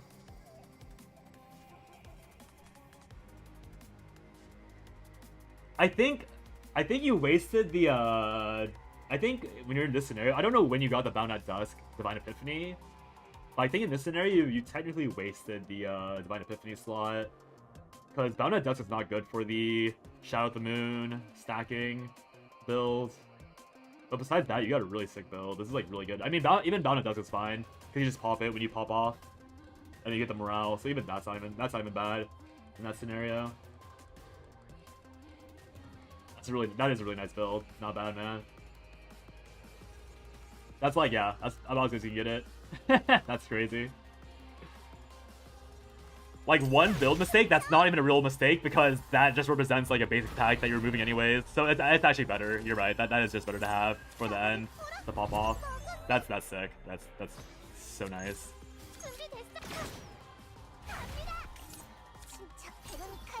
Players are putting themselves under pressure for what exactly? Everyone plays level 8, starts, quits game, what everybody does in it, they're satisfied because they don't play the game, they're straight but keep quitting. Yeah, no, again, Memi, I totally get your side. Like, I get your side to the point that I agree. I do agree with you. But it's just a point of like, you have to remember that not everyone approaches games the same way. Like, it's just a matter of perspective. Like, not everyone can play a game and like chill, if that makes sense. Some people will go way too hardcore because they think like the existence of Gigabis is enough to not necessarily offend them, but it's enough to make them go, I need this. Like, I need this, I deserve this, I should have this. And that's all it is in the end. Like that's what burns them out. I'm still pissed off the copy event replaced by additional fate. Yeah, I know, it's so fucking annoying. I hate that shit so bad. Take that bag, yeah. It's funny how a lot of CZN streams that on YouTube side besides JP streams. Yeah, I mean that's mostly because a lot of EN streamers, myself included by the way, like you can tell by my YouTube history that at least with Shadowverse, I mean like I think was I playing before Shadowverse? What did I play before Shadowverse?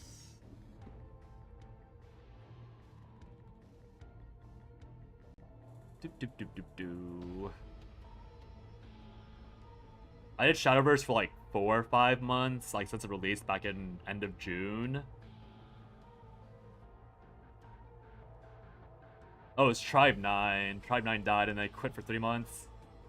Or 2. That was it. 3 months, yeah, 3 months. I mean, yeah, I'm the exact same way, where it's like, I mean, I think in because the thing is like, EN, like the Western side of consumerism doesn't really, I mean, because the cost of living is so much higher, and Western like communities don't tend to fixate on a game as much, or they do, but like not in the same quantity of people. Like EN streamers are very encouraged to hop games, to like U and U games, so it do be like pseudo variety, if that makes sense. Tribe 9. I'm sorry for picking it up. I miss it. Tribe 9 months. Bah.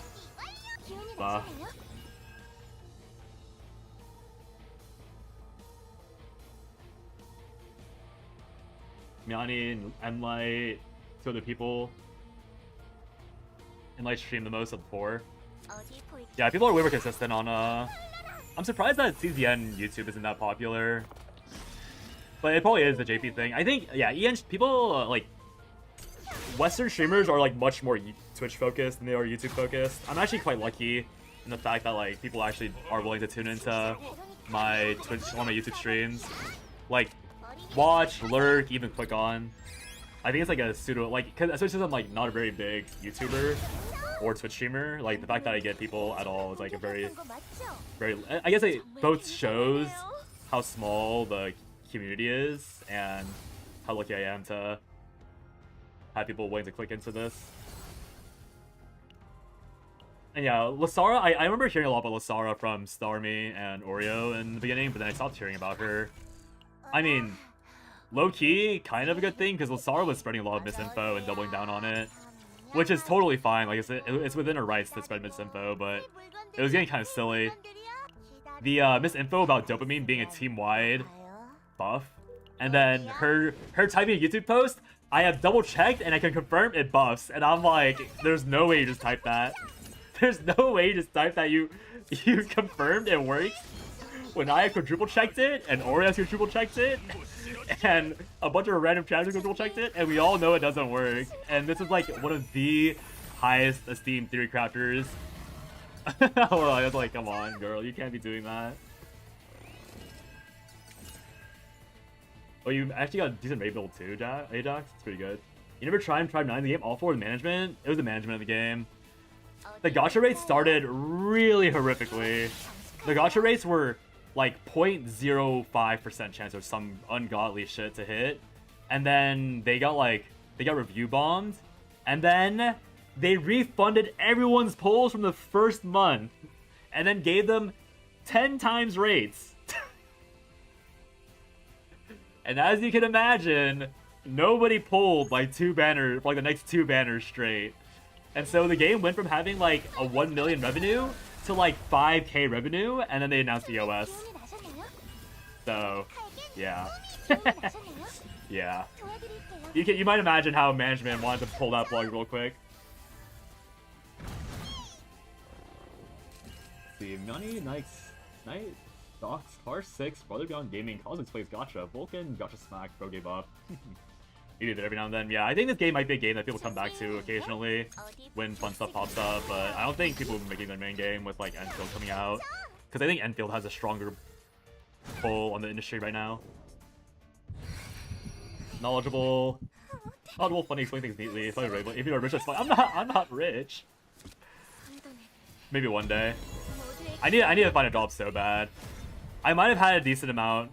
Oh, unless you mean rich as in gacha pulls, because that's all CC money. That's all CC benefits, baby. I wish I was richer. If I was richer, I wouldn't have the permanent stress of needing to find a job soon. Sad. Watch you one card make a break twice and you can get 5. Dude, I don't know what's been happening. I've gotten like quadruple 1 card like mind breaks. And like a few days ago, I was like going to full 6 like for like 3 hours, 4 hours straight. So I don't know what happened, but I ain't saying no. I ain't saying no. That's all I'm saying. Familiar with Lasara's track record regarding those? Yeah, it's very odd. I don't know what's going on with that. Gacha Smack was playing? I didn't see Game is Doom videos? That's so funny. That's so funny. When a game is doomed is your entire reputation. Gacha Smack likely to get barrel man, even streamed it, he's chilling waiting for a new update. Like all the rest. Fair. Had me thinking that was a mechanic. Well, not everyone can be this lucky. What can I say?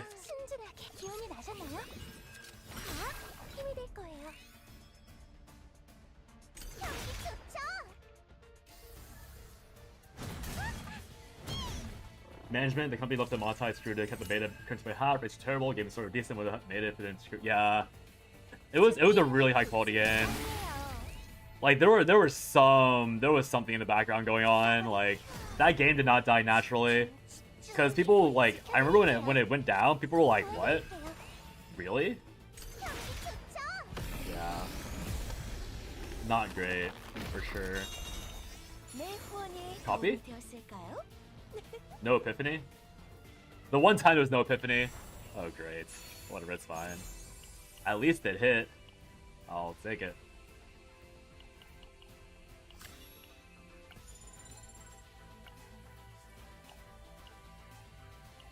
I think with this game, like any other game, you gotta take things in stride, gotta figure out a good stopping point on things you're doing each day. Yeah, I agree. Like, this game is very, like, again, I don't know if Emmy's still here, but obviously getting to the point, like, I agree with, like, people are burning out by their own, like, people are burning out by their own desire to burn out, if that makes sense. which again is like not really a sin by them, because if the game like if someone offers you like infinite of something, odds are you're probably gonna be pretty likely to like take that infinite of something, in my opinion. So it makes sense that like people are burning out, and I do agree that people should just learn to not burn out by like pacing themselves. But also like the main thing with gachas is that they have a very high incentive to keep you trapped in the gameplay loop. So like even if like just because certain people have the willpower to not be burnt out, in the end it's the gacha game's job to encourage the FOMO. So it's like there is no winning for like a gacha player, because you're either someone who has the willpower to not be baited, or you're someone who doesn't have the willpower to not be baited, and then you fall for it, even though you really shouldn't be baited, and the game doesn't force you into it. Like even HSR, which is like one of the most vanilla, like HSR, Reverse 1999, like all these games have like basically no real gameplay, but even then they still introduce ways to, they still have ways to like be like, hey, don't you want to play this mode for hours on end for no reason? Don't you want to do that? Like, come on. There's no value, but you can. And then like some people are like thrown into it. Lab 0 things, 0 cards, 6 cards, 0 50 triggers. We love Lab 0. Lab 0 is our favorite. It's either you burn out by playing too much, or you burn out because the game doesn't let you play enough. I say it all the time. Yeah. Agreed.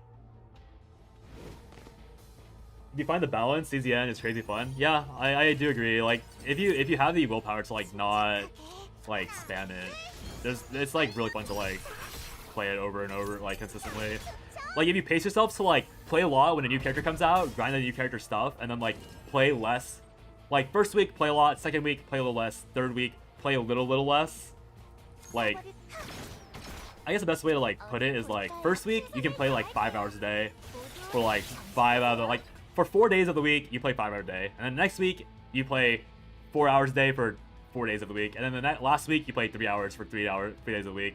Like if you pace it like that, I guess no, the better math would be like first week of the character release you play 25 hours in that week at most, and then you play 15 hours, and then you play 9 hours. Like if you pace it like that, I think the game is like unmatched. But it's hard. Like it's very, very hard to pace yourself like that. I know someone who back then who played Genshin 4 days straight without sleeping in version 1.0, and then even after that he played 15, 16 hours a day. It's so funny. I totally get it. When Genshin first came out, that was like peak COVID, right? So I would like have the game open during work hours and just like run around between meetings and like open chests. But I did not do that all day. That was like during work hours, and I'd log off after work and like do something else. It's so funny though. Is this more damage overall? Oh, it's more damage than this, but a lot of hit for fun. Not really aiming for ranks. As long as you get rewards, you're fine. Yeah, I agree. That's how I'm doing too. That's what I'm doing too, rather. I never want to remember the time I put into Genshin. A lot of people don't want to remember the amount of time they put into Hoyo games. Hoyo got... Dude, Hoyo's timing was impeccable. I cannot believe the demon hours they're running on. They capitalized on the Plague and the Breath of the Wild hype at the same time. That is crazy. Like, I think if one of those things wasn't true, I doubt it'd be like half as big as it was now. And Booby Shutdown for Genshin was definitely planned. Or COVID Shutdown for Genshin was definitely planned. Can you imagine that conspiracy theory? That's a crazy conspiracy theory. Like, yo, guys. I missed. I hate this game. That's a crazy conspiracy theory. So funny, though. I played for the 50-50 and I got punished. How can this be possible? How can this be possible? Boyo got a generational run, the likes of which, yeah, no, they did something illegal. They did something illegal for sure. Movie movie typo into COVID is so funny. Because I figured you meant COVID, but I was like, movie?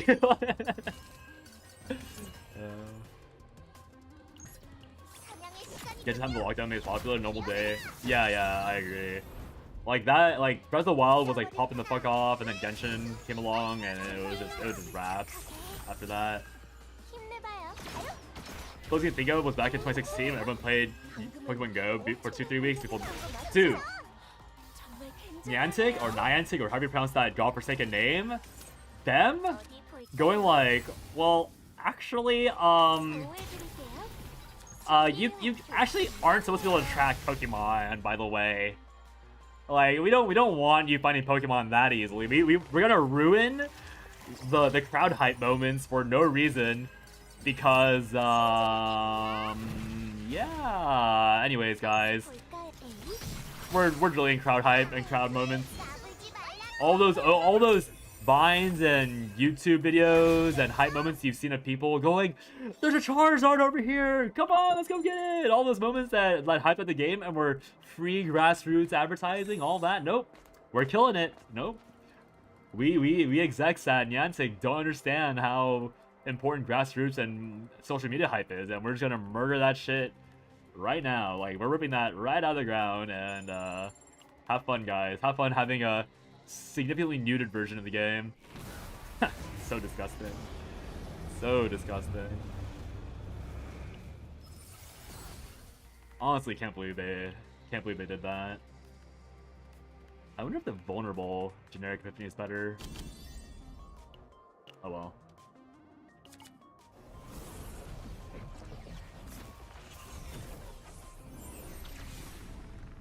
I mean, okay. To bring all that back to CZN, I really hope they don't pull the same thing of like having really good gameplay and then like removing parts of gameplay because like of either higher ups being out of touch, or they get pressured into it because the Koreans don't like it or whatever the fuck. Sure. Pokemon was one of the healthiest cultural, yeah, like that, like it was getting people moving around, it was getting people like up and out, it was making people like sprint to one location to get what they wanted. Like, there was so much going correctly, like so much was right about that entire fad. And then like, I don't understand how you fucked that up that bad.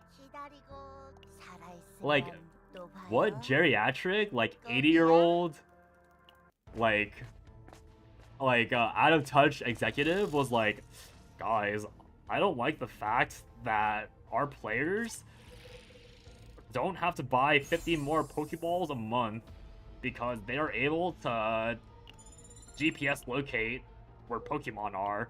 We are losing pennies on the tens of thousands for this mistake. You have to fix this. And then they're like, yeah, sure, we'll fix it. And then, oh, build ruined. Back it up. Yeah, so disgusting. 50, 60-year-olds were playing Pokemon Go. Yeah, it's crazy because like old people were playing Pokemon Go and they're probably still more in touch than whatever fraud was in charge of the decision to ruin it. So stupid. Generational fuck up by Niantic.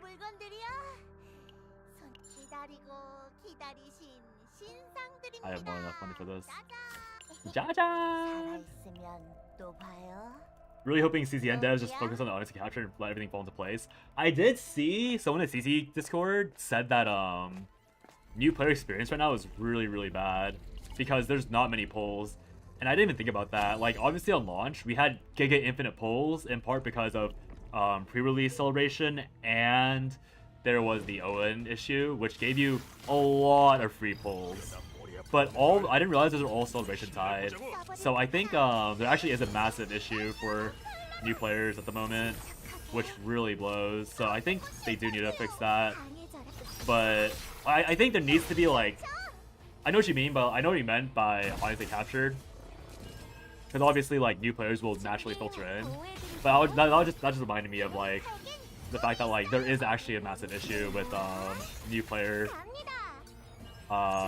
shenanigans going on right now. Speaking of, I should probably make a new player guide too.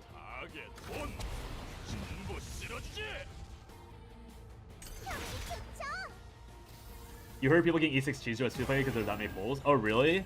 Did they all did they literally just all recently fall off? Or was the person that was saying that there was not much really just like talking on their ass? Because I didn't bother confirming, to be fair. Wow. That was a fun loop. You got any more of that anchor shop loop in Haru?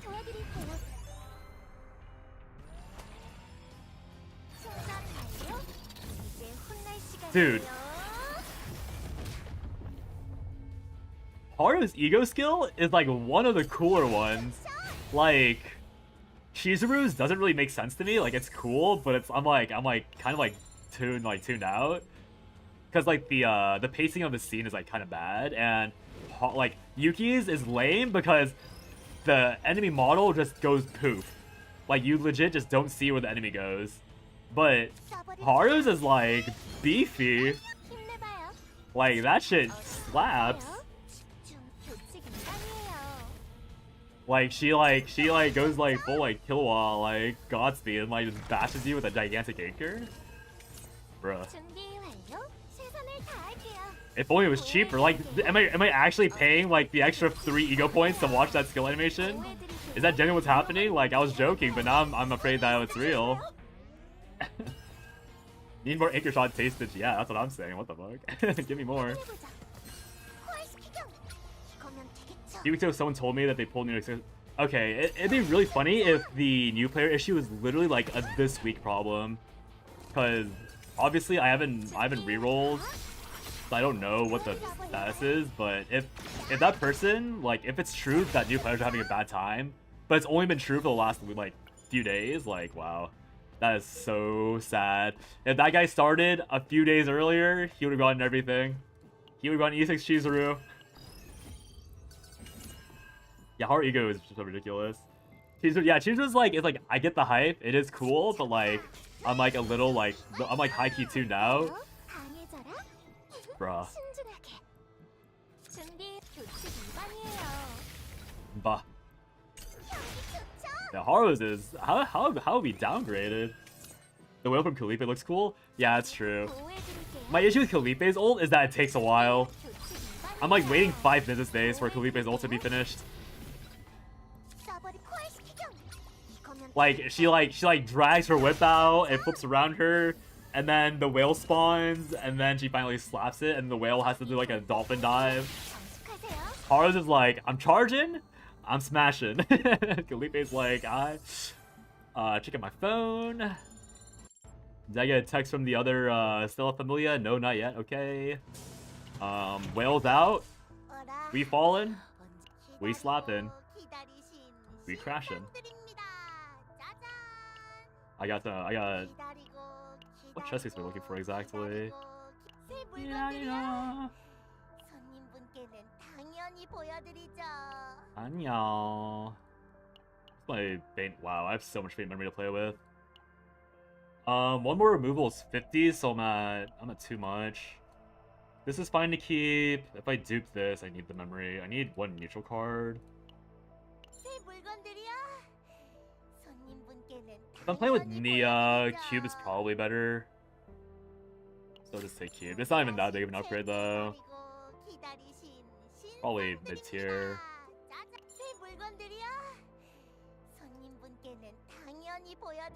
I have Psionic chest piece. You know what? The drip is better on Psionic. We'll keep it. I'm confused why exactly Kalipe had the whale and ego animation. Hey, I had the exact same question, and then I just closed my eyes. I was like, whatever. She do what she does. I like Ren, her ego skill animation is so boring. I have no idea what her ego skill is. I have not used her yet, even though I've had her since I got the account from Nitro. She can take as much time as she needs. Oh, my bad, kid. I back away slowly. I'm sorry.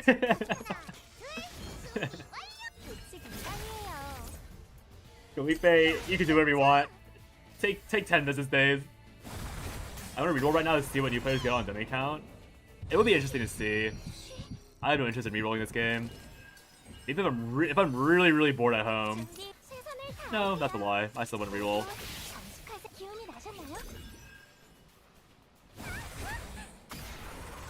Mei Lin's ego skill is really cool. But I need that. Wait, this is actually kind of bad. This is actually really bad.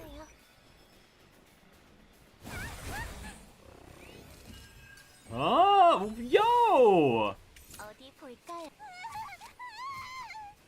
Hey. Hey, Cody? Did you jinx me? Did you jinx me? What was that? I've seen you one card mind break the last 3 times. Oh my god, my card!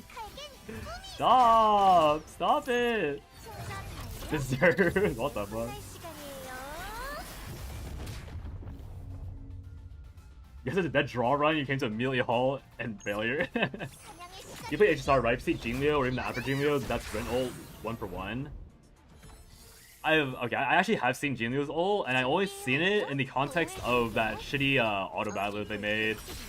That TFT thing they did a while back. What are the odds? Apparently 0 again. That's so funny. That's so funny that it's just Rin, that's just Jinglio. Jump up, jump down. Jump up, jump down. I'm up here, now I'm down here. Yahoo!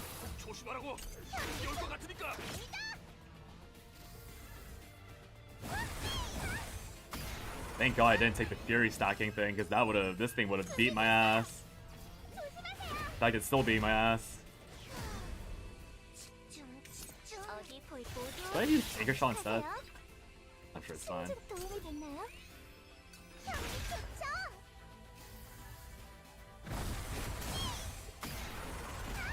Every time I see a shiny number, I always click that number. I'm pretty sure Anchor Shot is like always the correct option there, but I saw the shinier one, so I was like, ooh, shiny. I'll take that. Get him, Douglas! Crit! Alright, I thought you were gonna kill, but close enough, I guess. Bear on doggo violence. I miss! This game sucks! This game is so ass! Bro, where's my foggy boy? This game is so ass! This game is so ass. You always look, but Anchor Shot's usually doing 100 more damage? Yeah. My problem with Haru is that, like, I mentioned at the start of stream already, and you're probably here to, or probably around to hear it. I was gonna say you're probably here to hear it, but that's sounding weird. But, she really is a 2-card character.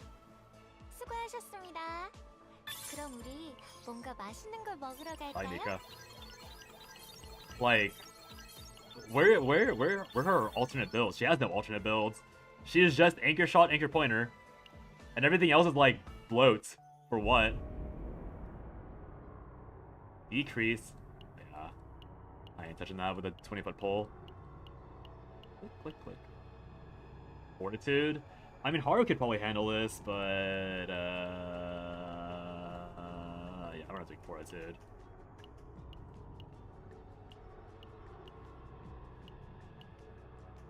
I'm going for mindlessly easy affixes. Oh, I didn't see what tier that was.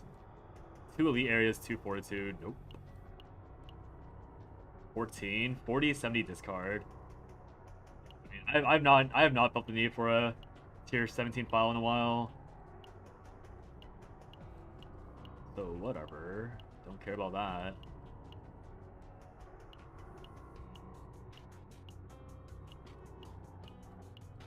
Bro. Where is my playable tier 13?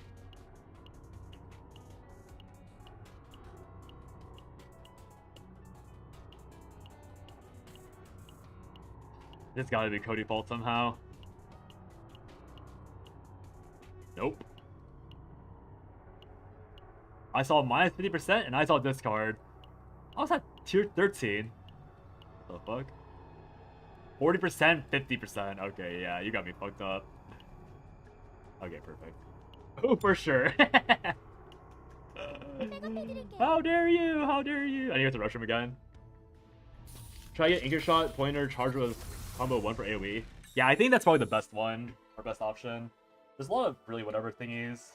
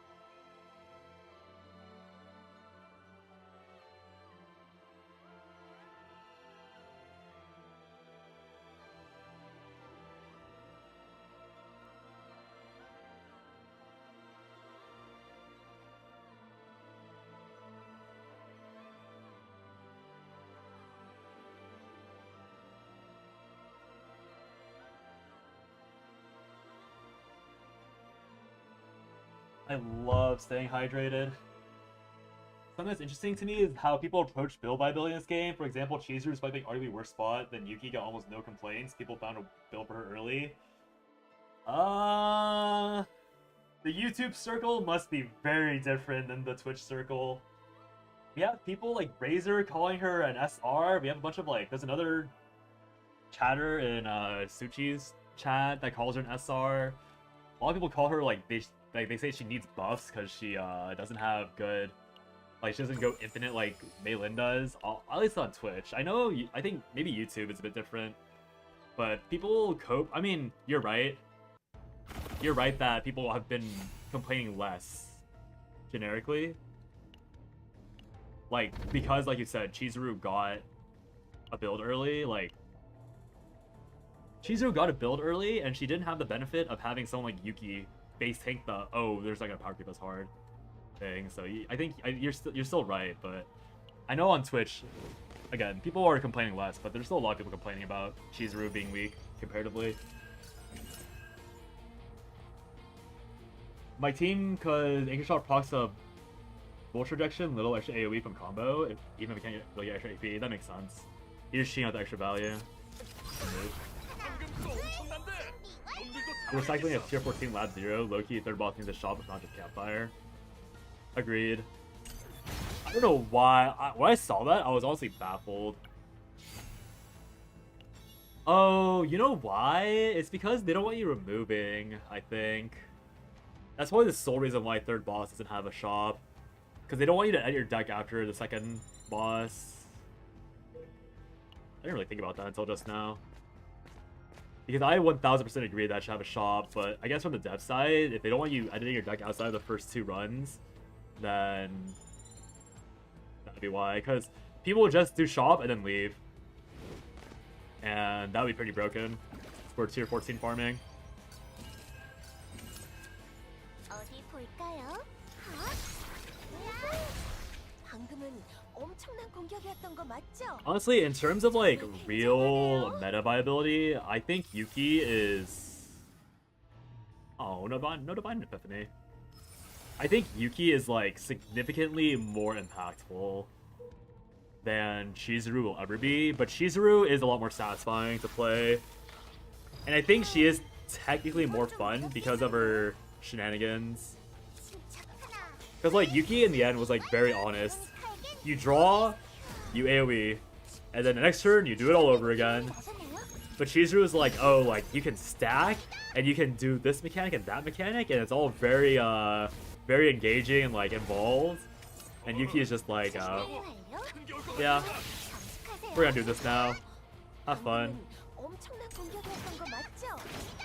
정말 굉장하네요. I think maybe recently bias on my end because I remember Reddit doing UK complaints like every day, but Chizuru, even before we got mods, I only saw maybe 3 or 4 threads. Yeah, it probably is. I feel like obviously there's a multitude of reasons why, but my suspicion would be mainly that I think because Chizuru feels more saucy, people are less inclined to complain about her because she is single target, and the nature of single target and she's a single target multi-hit, right? So that automatically means that Ray will push her into like first certain kill territory for void advantage content. So it's harder for people to spread propaganda that she's bad when she's doing like what people consider the bare minimum to be considered alright. Like, Yuki didn't really do that ever, or like one-shot ever. Also, remember to press the ad button when I go to the restroom. I kept forgetting that pre-roll ads were going on my Twitch stream early, and I only just gave myself better control over it. Shadow of the Moon shouldn't exist in Chizuru deck. You can create it anyways. Veronica should have a bunch of Ballista don't exist. She had kind of a more mechanic in her. I agree with that. Shadow of the Moon being a card that you can dupe and exist feels like a slap in your face. I don't understand why Shadow of the Moon is a card that simply exists. Well, okay, no, I take that back because I think it has to exist. Actually, no, I do know why it exists. It exists because getting to 5 Will-O-Wisp is genuinely kind of difficult. This is the baseline. So if you, like, as a Chaos player, are trying to get, like you'll never see Shadow of the Moon naturally in early Chaos without that card existing in your deck. So I think for the Slay the Spire aspect, you need it just so you can actually see it and play it, and therefore Smilegate can pretend it's a real mechanic that your character focuses around. But outside of Chaos, you're 1000% correct. That's really irrelevant. Like, it's not a card that you really genuinely play around at all because you just naturally generate it so easily outside of Chaos. But in Chaos, you do have to build it up. It does take some effort. So, yeah. If Chizuru didn't have that infinite scaling like melee, people would definitely buy it. But since she does, people won't trash her. Yeah, I got it, don't worry. Yeah, I know exactly. Like, if she didn't have... Ew, what the fuck is that? If she didn't have like infinite base attack slashes and all that, and if she couldn't like one-turn kill, or if she didn't have infinite scaling, like if you couldn't clickbait her dealing 1 million damage, then would she really be that hype?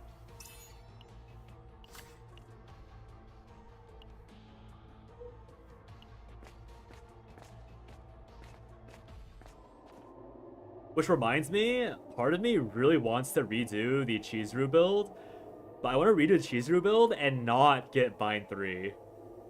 I want to stay at bind 1, and then get like 500 attacks.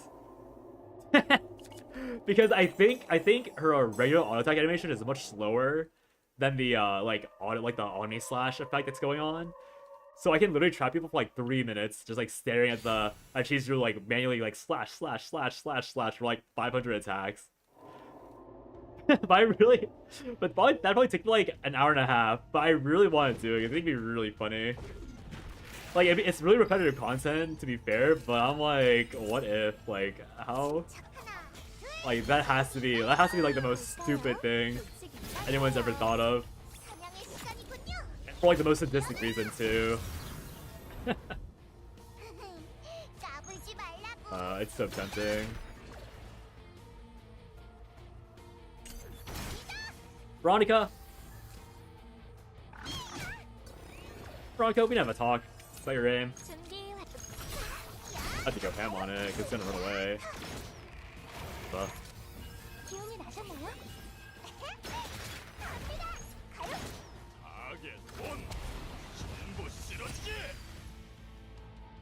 Sure, it's gonna be deleted anyways. They should have retained. One of those cards should have retain. I don't understand the point of making it retrieve without retain. Your ad is about to start, Snooze. 쏴버릴까요?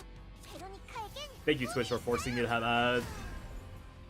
I hate ads. 준비 완료. 준비돼. 확인해보자. I should have never monetized Twitch. Jesus. 가세요. 신죽 힘이 될 거예요.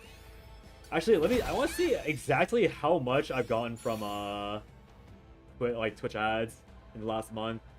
Let me see how much.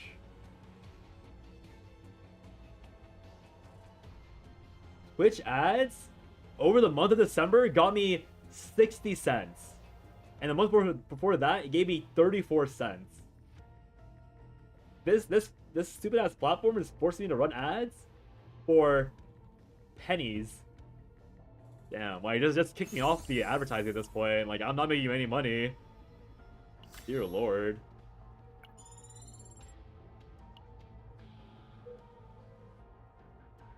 Yeah, I mean, Malin's infinite scaling isn't. I mean, yeah, it's infinite. It's obviously infinite, but it's not like actually infinite. But it's for all intents and purposes infinite. And then Chizuru is like, oh, you gotta do this all manually, girl. Get to work.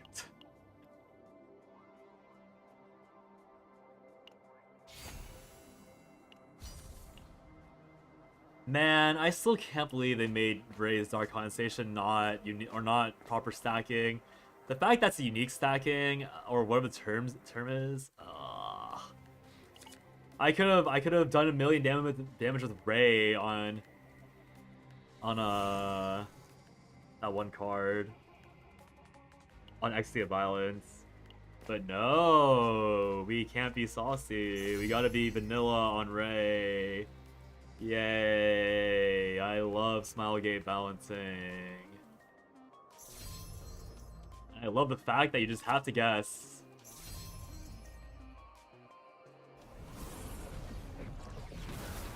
Repos. Draw 3. I already got this build.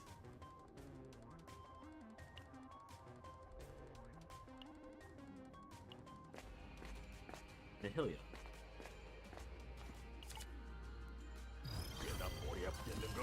Yeah, plus 100% damage. I think it is technically. It technically works like if you use it multiple times. Serious? This burn the retrieve?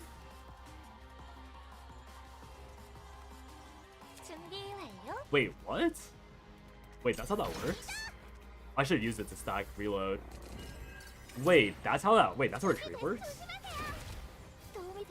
If it gets moved to discard, period, it procs retrieve? Bruh. What a useless card. Outside of like a true combo. But yeah, I think if you recast that card, it'll retain the plus 100% damage, but it doesn't go 100, 200, 300. It goes 100, use it, and then maybe when you see it again, it's another 100.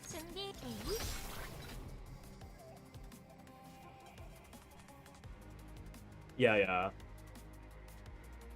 Yeah, what Mi800 said. I'm pretty sure that's how it works. I never actually confirmed that because I got too tilted, so I just quit the run. Or I didn't bother finishing out the testing because I saw that and I was like, damn, this shit blows. But I think that's how it works, because that's how all the other versions of it work. That's how all the stacking things work with charges.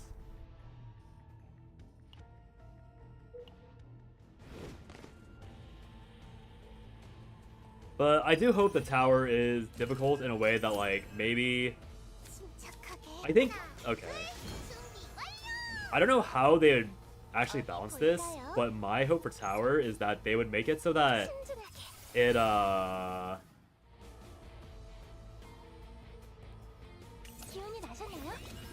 hope they make tower so that you have to build specific teams for every floor. Like, I hope they make it very annoying and make it so it's like very specialized, so that like maybe like extra attacks are really important. Actually, no, that can't work because they made extra attacks bad and they count bad. So I guess extra attacks would never be valid for that idea.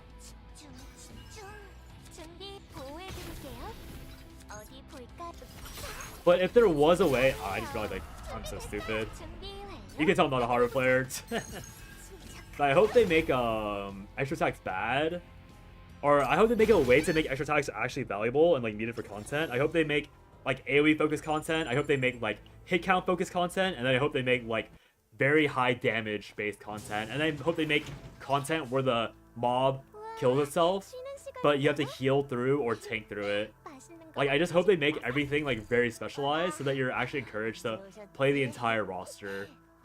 And the like to build onto that, I would hope that they make it so that it's possible with only 4 stars. Like, if you build your 4 stars properly, that you can clear all the tower requirements. It's a lot of like I hope that, but that is like what the like that is my hope for tower. That's just like very specialized, so that like it rewards creativity. Like, you can make off meta content. It rewards people going like, well, this character's still so OP that you can blast through this without listening to the conditions. Like, that would still be funny content. Like, not the best for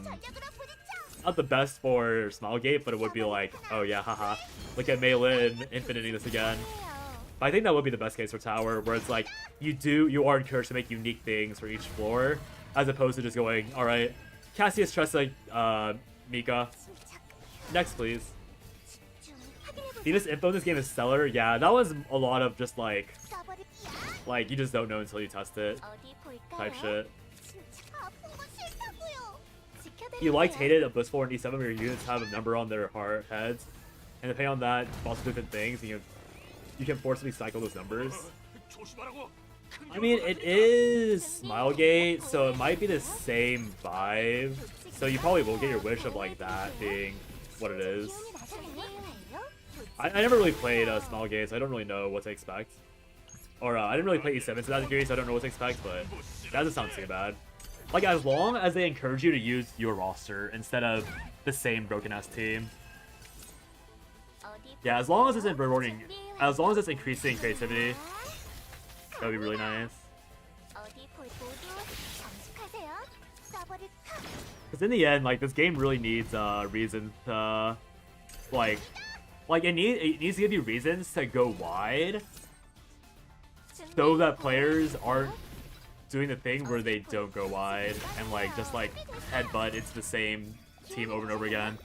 Like, there needs to be challenge. Like, there needs to be like Great Rifts should stay trash for rewards, but Tower should allow for like people to go like mid-tier decks to clear them and then like reward them for all their work. And hopefully that's not a hot take. Hopefully that's a fair take. Because in the end, like, you need more reasons to play, or you need more reasons to build wider teams, because there is more fun in being creative in this game in the end. It's not very fun being like chasing the exact same thing, because chasing the same thing, like, even if your net decking ends up being like very generic net decking, as long as it's like a wide diversity of net decking, at least you're getting different experiences from like playing different characters. Like, even if you're doing what I'm doing, like some boring ass shit where all you're doing is playing Veronica, Mika with one character to carry or to get carried. Even if you're being as vanilla as I am, at least that third character usually has like some sort of flavor they bring towards the run. So cause like the run is like very similar. God damn it. But at least it's a little different. Like, it's different enough that I don't mind grinding it. But that's why I hope that they make Tower more diverse. I'm so surprised they made like Sweet Dreams and Family Head very simple. I think in their defense, I think this first iteration of Nebula bosses, I think they were always gonna be very vanilla. Because I feel like their risk was always gonna be in the ranking dungeon, like the risk taking. Because ranking dungeon is actually quite limited in scope. Like, first wave, you have to have AoE. Obviously, again, Mei Lin just ignores that, but you do have to have AoE for the first wave if you want to do it quote-unquote properly, because if you don't AoE the waves, you do get punished pretty hard. And then when it comes to like the second half, obviously again, Tressa, Mika, Cassius do cheese it quite hard, but it is very obvious that you're supposed to use Rin and Chizuru on it very specifically, and maybe Tressa, like a better version of Tressa with like dagger generation through like assuming Tressa didn't have the Giga Toxic interaction she has, it would have been like generating 10 daggers a turn through like Shadow Reload instead, right? So like they already do have like what I'm talking about in Great Rift, but I think because they wanted like Great Rift again is a lot less, like the stakes are way lower for Great Rift, which is why Great Rift is where they played it very safe. That's why my hope is that in Tower they're like no longer afraid of that like difficulty ramp, if that makes sense. Because I think Nebula has much more impactful one-time rewards, so that's why they need it to be like easy. But Great Rift is like, oh, like hitting 500k is not that hard once you have like the bare minimum builds. So that's why like they give you a small taste of like what's easier to do. After being a dummy count, new player experience definitely ass. You don't even get pre-reg. Yeah, that makes sense.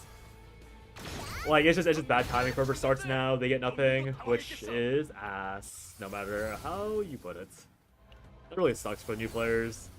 I hope they identify that quickly and fix it for new player experience. And especially making things grounded, even on character rate-ups, yeah. I feel like they need to take risks definitely on Season 3, okay. I would love for them to have risks being taken Season 2. But I think just like, naturally, or like just like, expectation-wise, I don't think they would have risks being taken in Season 2. So I think Season 1 and Season 2 will be like very boring when it comes to like challenging content, because they're still like trying to get certain things figured out and like ironed out and stuff. But I expect Season 3 at least to be like very interesting in terms of like, oh, you need to have this fulfilled, you have that fulfilled, you need to do that, this, and like maybe then the characters will be spicier. But at least for this upcoming season and this one, I don't blame them for being kind of vanilla and bland for like challenging stuff. Because I think a lot of times when it comes to challenging content, like most games, the ones that do try to be really hard off the rip, I think it's usually not received very well because you scared off too many players early. Like, I don't remember too much from early Wuwa. But I remember Wuwa being like actually a little difficult at the start was like a big turnoff for a lot of Genshin, like potential Genshin transplants. Like they weren't expecting a game like a action RPG to actually challenge them, if that makes sense. But Wuwa did. And then I think notably like they never released anything harder than what they've released like from 1.0 and Wuwa for a long while. I have no idea about the future Wuwa scenarios, but I know that the game wasn't any harder in 1.1 and 1.2. Like it was actually just as hard. Or like, it was like just exact same level, but with more powerful characters being released and like other things like dropping. So I think gacha games just generically do not take risks early on. I think basing's easy and fine. Go with towering a middle ground, fair but hard, since it won't be time gated. Yeah, that's the hope. But we'll have to see if they do that, because in the end, it's like there's the entire problem of them having to maybe fix story, write out Owen, like all that stuff, which like probably doesn't take away. I think the main issue with that is that while maybe the existing team will be affected, I think it affects budgeting for the team development expansion, because instead of hiring contractors for for example making Tower better or like ironing out bugs, and like I don't know how Smilegate operates, but if we're assuming that developers are in their own little like section of the company, then they'd probably be using like extra budget for outside help. And so the outside help will that's so we're expecting outside help to go into where they need more improvement. And for me, I'd want that outside help to be like obviously gameplay experience, content, and all that. But Korea, their home base, wants that to be in restructuring story and killing Owen off, right? Like that's the difference in expectation. I really hope that they're going for gameplay, but there's a chance that all of their contractors and like resources are going towards story when it really should not be going towards story, because they're like there's no like it just doesn't fucking matter. Like who the fuck cares? Owen Gate caused so many issues that yeah, we just won't know how they're approaching things, because they're not being very. They are being very transparent, but it's not like a true transparency, in my opinion. It's like a PR transparency, which is never the same thing. So I'm pretty curious to see where they'll go, but we just can't know. And like by the time we see the effects of what they've done, I think a lot of people will have moved on to stuff like Enfield. Like Enfield will be fully released. I think Enfield releases like January 11th, officially. Oh, there's an ad break. RIP Twitch. But yeah. I don't like these forbiddens.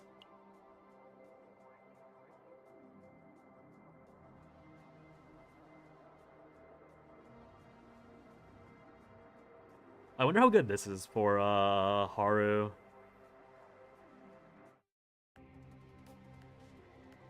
I can just try for this run. I don't know how much. I'm not gonna be planning on keeping much draw. Just like that take the drama. They're not really telling what happened behind the scenes. Yeah, they just like scapegoated something. Like it's just yeah. There's always so much politics when it comes to like company development, and all of it, like this and that and everything else. Oh, it was January 22nd. My bad. I thought it was 11th. I subtracted 11. I had the right idea of repeating numbers at least. Okay, next time I see an ad break pop up on Twitch, I'm gonna boil some water and get some water because I ran out of water just now. 1 AP. That's crazy. I'm getting retrieve at least. I'll probably try out Enfield, but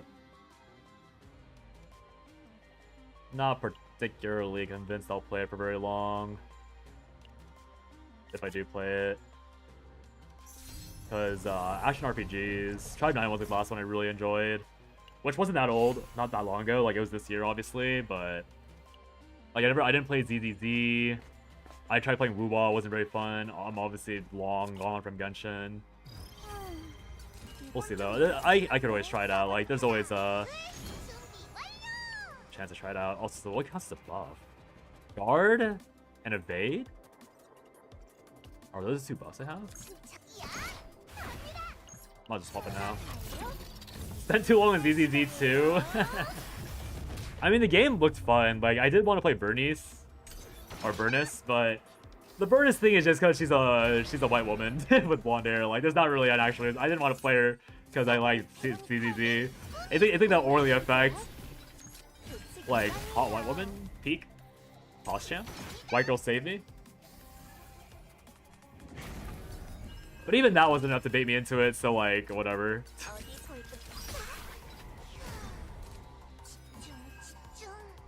If you don't play, I'll still watch it. It's free. All you lose is time you put into it. Yeah, no, I'll probably, like, especially if I don't have a job by then, which is pretty likely. Like, it's obviously pretty likely that I don't have a job by, like, if I get a job within 3 weeks of the new year, I will be very happy. My stream times obviously have to change to later in the day, but if I'm still unemployed, I'll play it for like probably like a week. The only issue with Enfield as well is that I need to reroll for the Chen copycat, or like Chen's successor, whatever her name is. If I don't hit her, then well, fuck me, I guess. Guess I'm not playing. Chen is free? Oh, okay, never mind. Guess I'm playing. My bad. Guess I'm playing. Chen is free. It's over. I'm playing Enfield.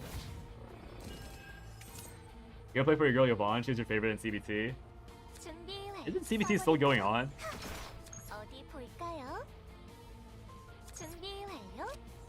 I know you probably didn't mean it this way, but like the way that's worded just makes it sound like that like CBT's over, and you're like, damn, I can't play Yvonne until. Actually, is it already over? CBT was announced like 2 weeks ago or something, like a week and a half ago, right? Maybe it is actually over. 가요. 신중하게. 어디 볼까요? 에이.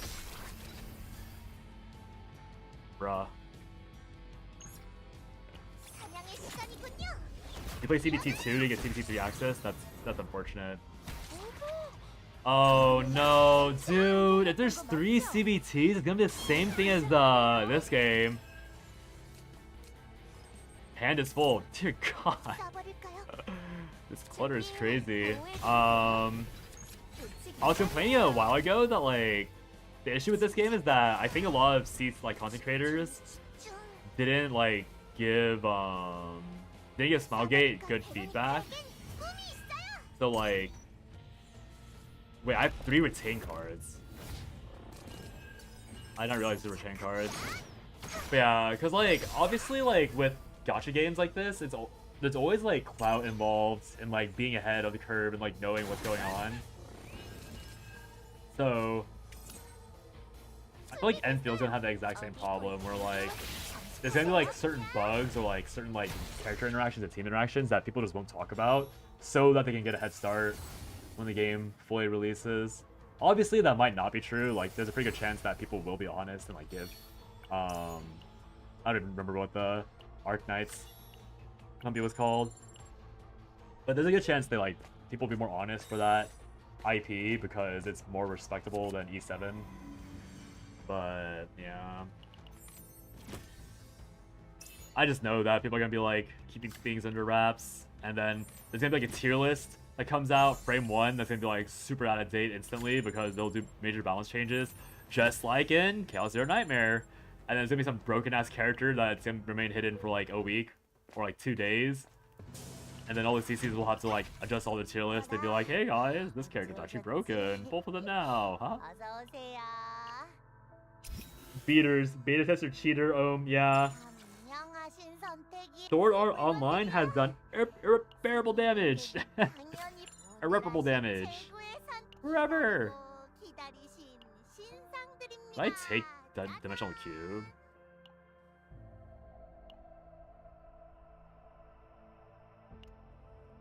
Whatever. 새 물건들이요? 새 물건들이요? Don't 새 know, 물건들이 don't 살아있으면 care. 또 봐요. 거기야.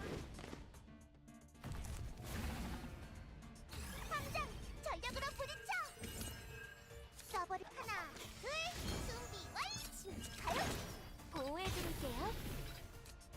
CZN CCs are too focused getting content out. I bet sell down, only real pumps get noticed, especially with misinfo and certain. 준비 완료. 조치기 완료. All caps certain. Certain twin-tailed or certain long ponytail, but actually a twin-tail girl, fake-tail girl that kicks a lot. Dude, like I know Flair's like tier list had Mei-Lin at C tier on release.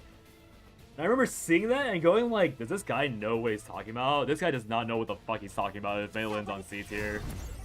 And I had to ask a bunch of people like how like I remember asking people like, is this guy being ironic?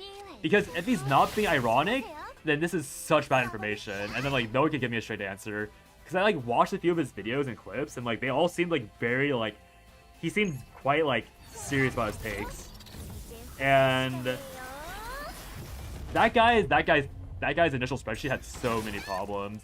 He even said that it was correct to run like I remember very specifically he said that you should always choose the worst, or no, he said you should crash your ship's morale no matter what, with no further context.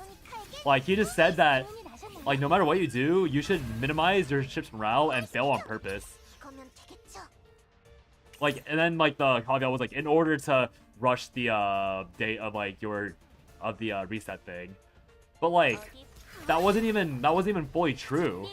Like you didn't want to rush the end date because like you wanted those extra rewards because you lost currency so fast. Like you rushing those rewards meant you lost like character experience and you lost like free money and credits that you needed later on.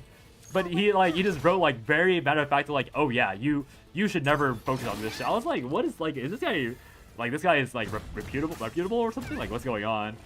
that like threw me off. That's what I knew. That I was like, I don't really trust any of these CCs. And then of course, the reputation of the game became Chaos Miss Info Nightmare. And we're gonna try to, yeah, I think a few people are Fox. First, boss and SAO had second phase. Their surprise makes me think a lot of people actually didn't play a genre prior or blame it on beta testers. Yeah. What? This hardcore game has a second phase? Oh no. I mean, to be fair, a lot of people like probably weren't expecting to be put in a life-threatening situation. In that universe's fairness, like, did you see how many people like were playing like the wrong gender? They're probably like, oh, I'm gonna play this really fun new gen role-playing game where I can live a life I couldn't live before. It's gonna be so fun. And then they hop in, and Akira, what the fuck his name was like, yeah, by the way, if you die, you're dead. Good luck, idiots. Peace out. What? ... Yeah. There was a lot of stuff that happened early on in the game's life cycle. I couldn't take Purple Platypus seriously either with his LOL videos. Yeah, it's just, there's always so much going on. I feel like Source of Water is so nice. Did they really tone down all the characters in CZN post-CBT? Yeah, Mika used to have, there's a singular thing in the game now that has this mechanic, but Mika used to have a mechanic where you could save AP in the next turn, which closed beta testers thought was really OP. However, now that we play the game a lot, I think everyone knows that saving AP is not that broken. But she was a lot higher on the tier list because of that mechanic before. Yeah, I mean, it's an item. And then Beta Nia was apparently like giga busted. I don't know. I mean, Nia I think is still okay. Nia wasn't good until Seasonal came out with Eternal Hunger. With Eternal Hunger, she is extremely good. But without Eternal Hunger, she's definitely one of the weakest supports in the game. Like she's only limited to Renoa without Eternal Hunger. So I get people having Nia like rated very poorly initially, because she was genuinely like very mid in the beginning.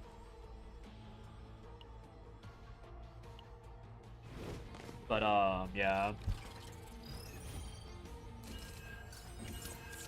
There's a lot of stuff. Like I didn't play beta obviously, so I don't really know the scope of which things were like messy and incorrect. But yeah, there was a lot of stuff. Like I started playing the game, like half of the stuff people are saying I do not agree with, and I think I have a brain, and I don't know if these content creators actually researched or if they're just spouting something that some beta tester told them. And unless I know who the beta tester was, I just, on principle, do not trust beta testers, ever. Kobe was blowing stuff up, base cast is crazy good, still is, by the way, overlooked release. Just like I said they would, like if Cassius came full circle, yeah, pretty much. But I mean, I think Cassius is mostly good because of the Tressa abuse. I do think that Cassius is not as powerful as he could be, besides Tressa abuse, purely because of Portrait of Fury existing.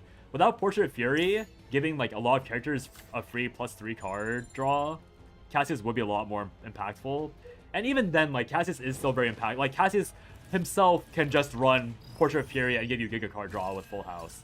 And I now know that because I played the I played the Renoa deck, which required me to have all that.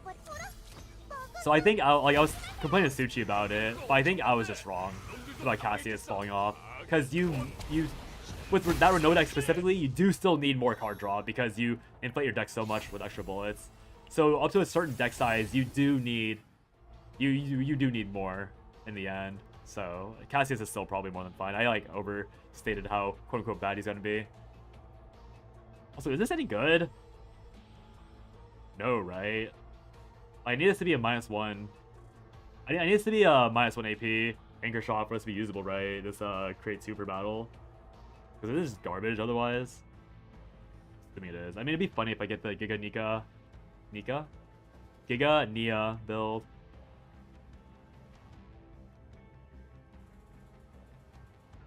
I'll save it for the future. I'll save it for 1 AP.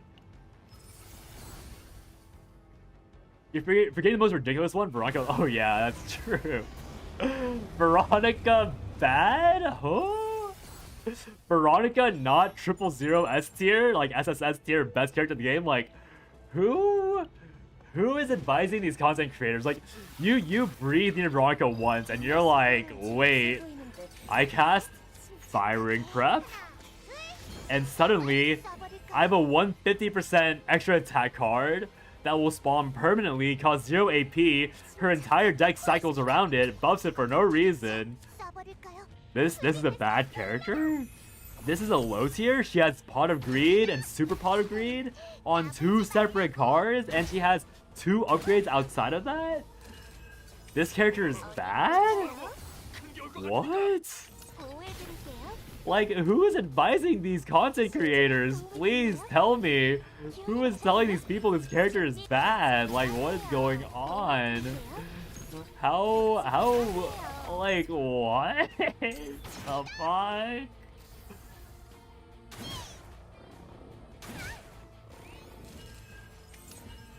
Crystal's not really changed besides ego. Melee will completely rework from crit rate and crit damage to base. That, okay, I mean, that's a good nerf. That also explains why Malin's ult seems so lackluster. Because it used to be Giga broken. That's fair. His drawing quest is still crazy good even before Rift came out. Yeah, I agree. The only reason why I didn't like the drawing quest cards was because, to me, like, if you have Confiscation and Portrait of Fury for 90% of decks, 95% of decks, that is good enough. Like, you can full cycle. Oops, I knocked my cup over. 3 characters with Portrait of Fury low-key invalidates the need for Veronica and Cassius draw, except Veronica draw is much more reliable, and Cassius, like, requires some setup. So that's why I thought Cassius was a little worse. But obviously, I forgot about Tressa with 000 stacking. I forgot that Cassius can support larger decks that don't have as much cycling, or like that require even more cycling on top of that. Like, I forgot about all that. So like, that was just like, it was just poor like fully thought out reasoning, I guess. I don't really know what the wording is, but I didn't think it through all the way, essentially, is what I'm saying, with Cassius being like quote unquote bad or quote unquote being redundant. You prefer more damage? As opposed to what? I was saying so many words. Thank God they changed Melee, or yeah, she would have Omega Tune. Bronco makes him stand out more. People still believe Bronco is the best. Purple Platypus will die on that hill. Hey. I don't know that guy still, but it's okay to be wrong. It's okay to be wrong. It's less okay to be wrong and it's less okay to be wrong and insist that you're right. But it is okay to be wrong. I am wrong very often, even if I like to meme that I'm not always wrong. Even if I love memeing that I'm always right, I am very frequently incorrect about stuff. On Anchor? Oh. Yeah, the current desire, Cody, is I want to do a build idea where I like spam infinite Anchor shots. That was the only reason why I was looking at it, because my long-term goal for Haru, like probably a season 2 goal, because I don't want to hit the Gigabus on like in the next 2 days and the week after, is to like play like 10 Anchor shots in one turn. And with that create, I could possibly play like 12 Anchor shots. Oh yeah. So yeah, that's the entire goal. So what did Melee ult do in CBT? It was crit damage and crit rate. Slightly powerful. Loud mag noises. I didn't get him in beta. I got 3 Magnus. Oh, Hugo. We said him. I automatically thought you meant Cassius, but then the rest of the message didn't sound like I'm still missing him. I was like, okay. Clearly, I read too fast. Oh, ew. That's a mood. Agony, Shelling, Piercing. Agony, Shelling, Piercing. Probably Agony in case he gets mind broken.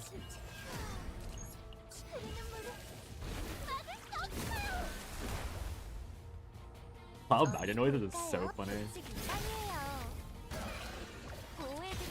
So I can't knock this, because I need this to, oh, I don't need to hit me. Oh, it hit me anyways. Oh, it didn't do damage. That's awkward. The funny part was Malin's crit damage was bugged in closed beta. 어디 볼 테니? Terrifying. Very terrifying, very concerning. Ugh, excuse me.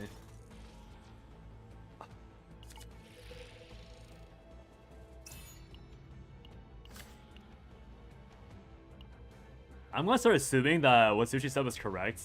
By the way, I think I told him I'll believe when I see it, but he told me that the effects that do -1 for the turn are permanent for the turn, which I guess makes sense. But that would mean that getting a Veronica build where it's -1, like I need a 0-cost repose epiphany that does -1 to a friendly card, if that makes sense. Like if you guys know what I'm talking about, you know what I'm talking about. But I need a divine epiphany to make it 0-cost for full cycling. So I need to draw that and then hit the anchor shot to make it a 1-cost cheaply. Is the goal. So yeah, gotta find that eventually as well if I want to go for the Giga build. They didn't give us memory fragments in the beta. Oh, I see. 제법 세 보이는데 맞나요? That's why Luke got review bombed. 어머나, 맞췄네요. Yeah, Luke is a character that had very little sympathy for being unbound, but 맞췄네요. that's just me being uncharitable to the gacha community. 직관이에요. I'm so uncharitable to Luke. I knew we'd have some other form of gearing coming from E7. Wait, so there was no memory fragments at all, and they still were like, yeah, if you crit, you get bullets. Like that was still a thing. It's so funny. Not getting memory fragments in beta explains so much, honestly.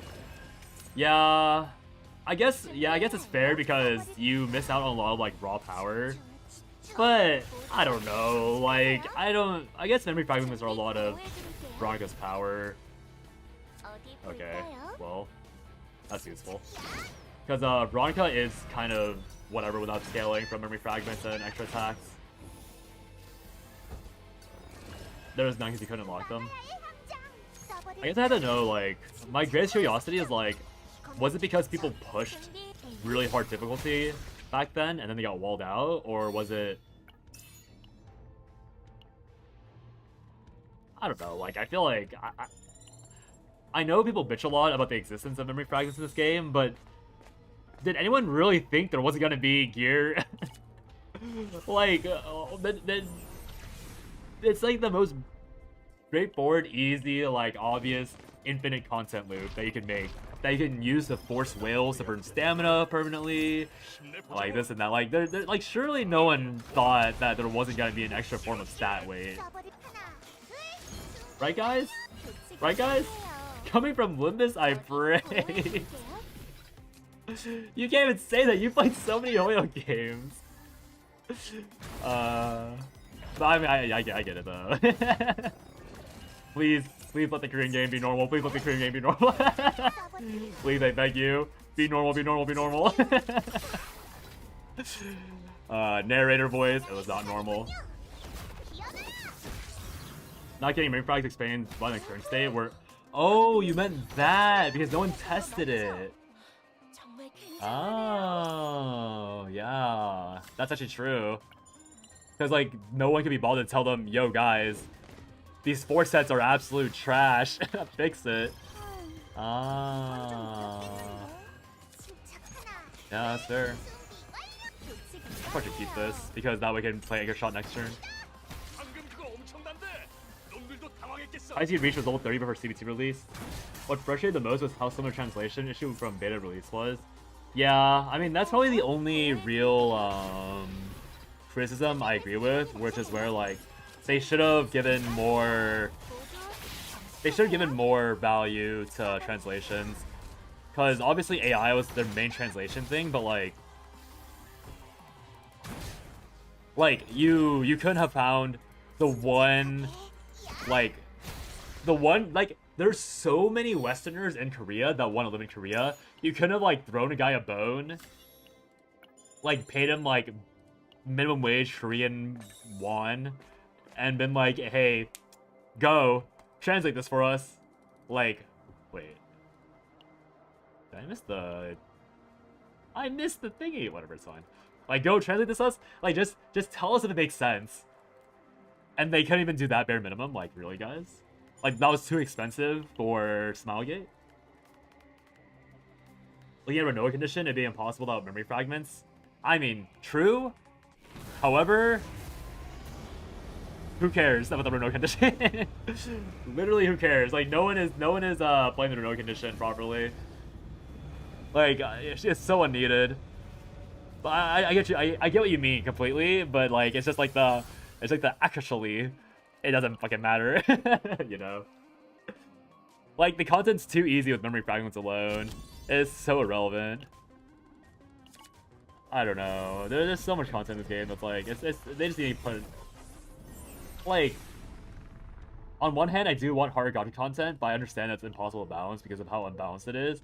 But on the other hand, I would like some more difficult content, like really unfair content, just to like make it a massive headache. But I'd rather them have better chaos content, like far beyond what I would want for them to have for better gotcha content. I'd rather them have genuinely strong Slay Squad content. Like, I want to be able to release a chaos video, like a straight up 40-minute video, and I want people to watch that. Like, I want people to actually click on that without me like clickbaiting some really important thing or like having to be like a already established content creator. Because right now, for me, like, my videos are doing well. Again, like, as a small CC, my videos are doing well. I can't really complain. But I know that if I were to try and release a video that's just like if I were to release this Chaos run, and that was it, no one would click on that. Like, ever. But if I was someone, like, more established, like, with, like, 20,000, 30,000, 40,000, 50,000 subscribers, they would probably click on that, just cause. So, like, I want Chaos content to be so interesting that people will actually organically click on that video and, like, genuinely watch it. Because even I wouldn't watch those videos because it's boring. Like, I watch, like, Battlegrounds videos, I watch TNT videos very rarely because, like, the content is, like, barely interesting enough for me to actually want to watch it. But with CZN, the only thing I'm watching is, like, showcases. And, like, since I know what I'm doing, I don't have to watch guides. But, like, it's just, like, very limited content in CZN that is interesting besides showcases. Which I think is a really, like, which I think is a mistake. Or, like, a big problem the game has for content growth in the long run. A lot of Koreans that study in the West, like, Smilegate, come on, yeah, that's even worse. That's so disgusting. I say hi to Tenha, the guys at Instagram SG, some staff at SG came to apartment, I was there when he was live. That was when E7 had the drama. Oh, the Awakening drama. I want to know the timeline for the Awakening drama, because I'm really curious to know if the Awakening drama was at the same time King's Raid had their drama as well. Like, when King's Raid went down, or, like, basically ended itself because they did this stupid thing with the new gotcha system and everything. Because I think if that's when the Awakening drama happened, then I think Smilegate got extremely lucky that King's Raid tanked it first. And they didn't have to, like, eat the full, like, downfall for being stupid with, like, monetizing, being greedy with monetization. This too, because honestly, I'll do something silly in a run, knowing green pathing rare species and empty mouth, I'm a 14k HP. Yeah, memory practicing. Yeah, exactly. Like, it's so pointless. Like, no one gives a flying fuck about Chaos runs in terms of content. Like, people aren't here. Like, no one is here to watch me play Chaos. Like people are watching streams because the personality is good, or to prey on their downfall, right? Like, no one is actually watching a stream because they're like, oh, I wonder how the Chaos run will go. How interesting. Like, every CZN streamer I watch, they're always background noise. Like, I'm never watching them to like watch them play. I'm just there to talk to them and like shitpost them. And it's like always for, like, yeah, again, like, for personality. Like, there's no reason to like study or watch or pay attention or be like fully tuned into a CZN stream. You're literally there because the person's interesting or some other things going on. It's so funny.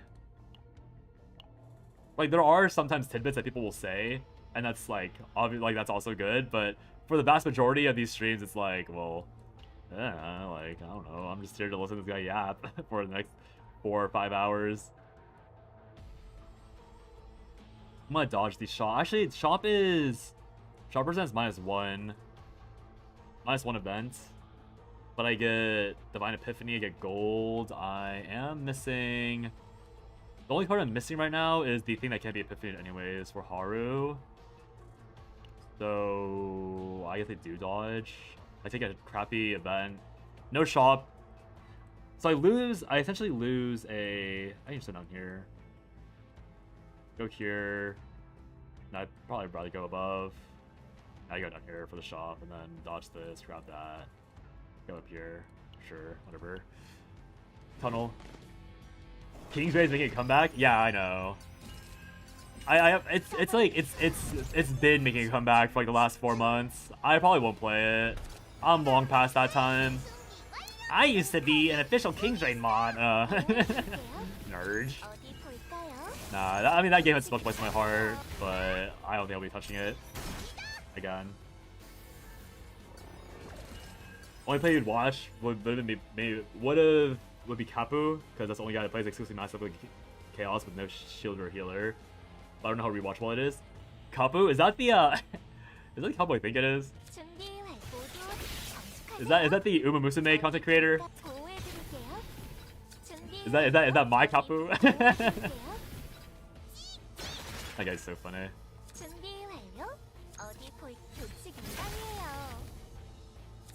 Yeah, that guy's not coming back to CZN. That guy is thinking too big of Uma. If it is the guy I'm thinking of. You'll check. It probably is that Kapu. I don't know how many more Kapus there are in the world. Caught. I know what you are.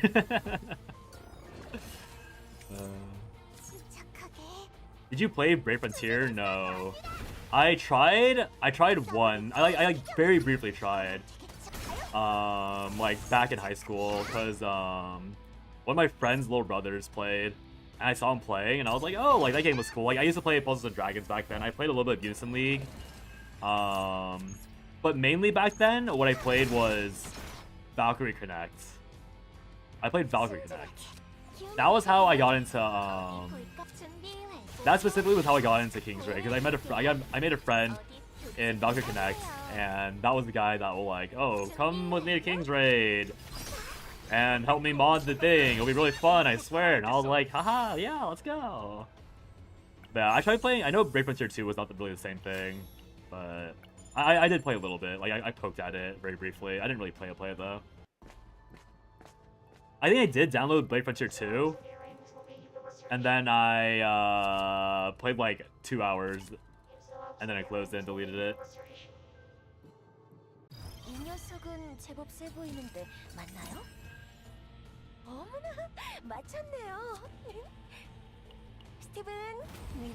Where's repos when I need it?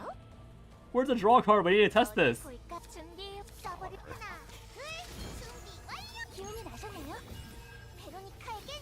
I figured from the fact that in here it's 1 cost means that it is a true 1 cost. Like it will keep that 1 cost. So I'm figuring that the tech that I was told is a real tech from that alone.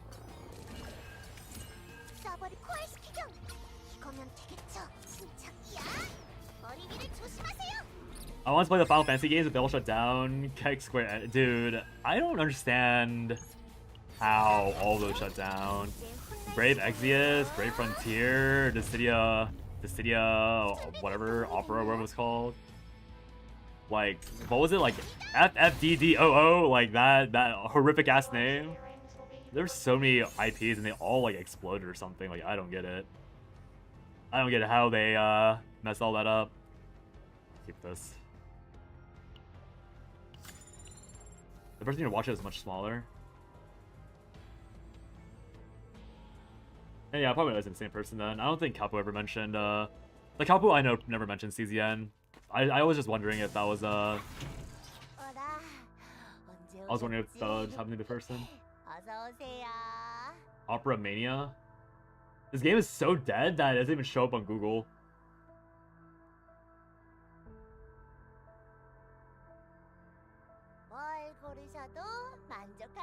Unless you're talking about the Dissidia opera, whatever the fuck I was talking about earlier. Horrific ass name.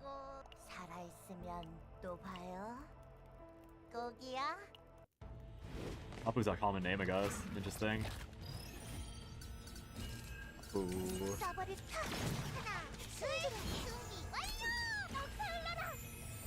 Opera Omnia should shut down. Yeah, I remember reading that was gonna shut down soon, if not already. Another one of those childhood games. Dude, a game that I'm really mad that shut down was fucking what was the name? What was its name? I can't be mad about it shutting down. Not remember what it was called. The chibi one. Fox. I'm gonna have to be real with you. Say the chibi one means nothing. No, it was not Dragalia Lost. It was not Dragalia Lost. Say the chibi one. It can be so many games.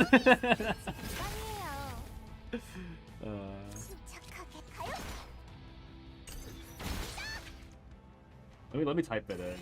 Precon. FFDDOO.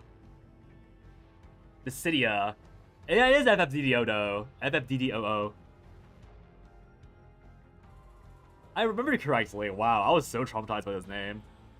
FFDDOO. It might be. It's not really. It's not as chibi as it could be, but it is semi-chibi. Precon?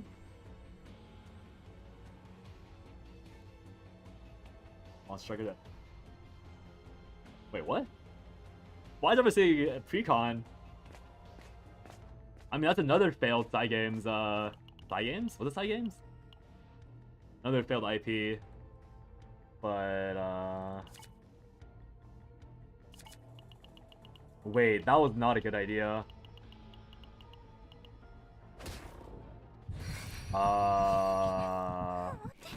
Wait, Haru's... Wait, that was such a normal mind break to art. Wait, that was like the most normal mind break art in the game. What was that? Wait, what? Am I playing the right game? What was that? Why she look so normal in that? Wow, they actually successfully managed to not sexualize a canonical high schooler. Wow, my standards for this game are so low. That'd be a double mind break. No. I'm not double mind breaking. You meant Dissidia was chibi. Yeah. Okay, yeah. That's fair. So there's so many. Oh.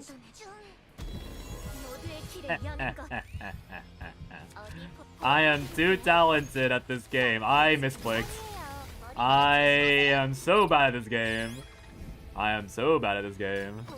Wow. That's what you get for gloating over an RNG click. Game heard you. Yeah, I know, for real. It's kind of crazy.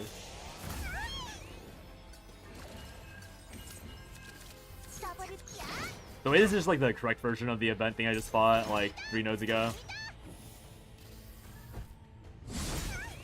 I played Precon for a little bit. I forgot why I didn't keep playing. I think Precon was just boring. That's probably what it was. I think Precon literally just bored the shit out of me. Because it was like very generic gameplay. Like I played like hundreds of times already before it came out. Alright game, I'm sorry. I've never tried FF7 Ever Crisis. No, I've heard of it, but I haven't played it myself. Got no deets on that one.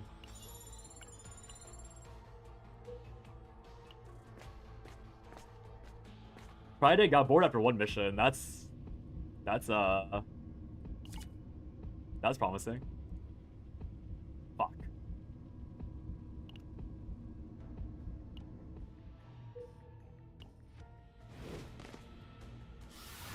It's just not for you. I'll have to poke at it, just out of curiosity now. I'll just stick 2 weeks and then dip.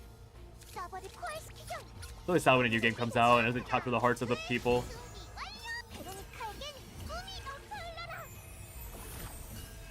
This is the heart of the people. 기운이 나셨나요? 규칙 위반이에요.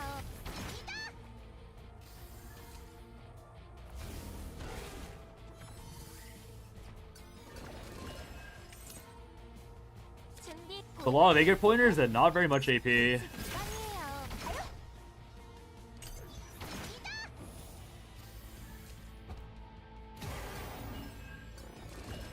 That same gameplay as Nier Automata, the mobile game. Nier Automata, the mobile game, is something I looked at, and I saw how much walking you had to do, and I was like, nah. 위반이에요. 준비. It was literally the walking. I was like, there's a lot of walking in this game and not much combat. So I just never gave it a chance. Right, next time I make a good gacha slash mobile game instead of live. I thought Brave Frontier was quite decent, was it not? I mean, obviously it's long dead, and Brave Frontier 2 was like a massive downgrade from what I remember. 어디 보호해드릴게요. You know what? Actually, I think that's worse. I think that's worse that their like literal first ever gacha game that they ever made is like the best one they ever made, and then it just went straight downhill from there. Probably actually a bad thing to note.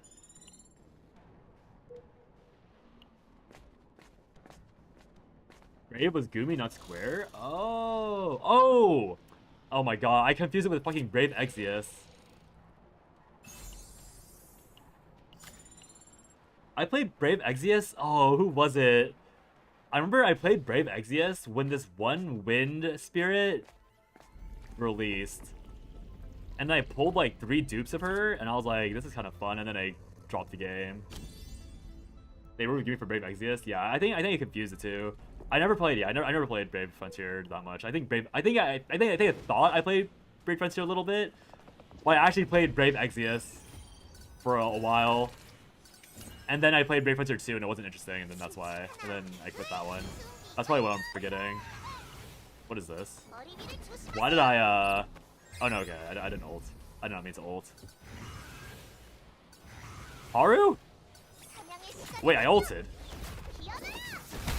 Oh, crit. Veronica ult never disappoints.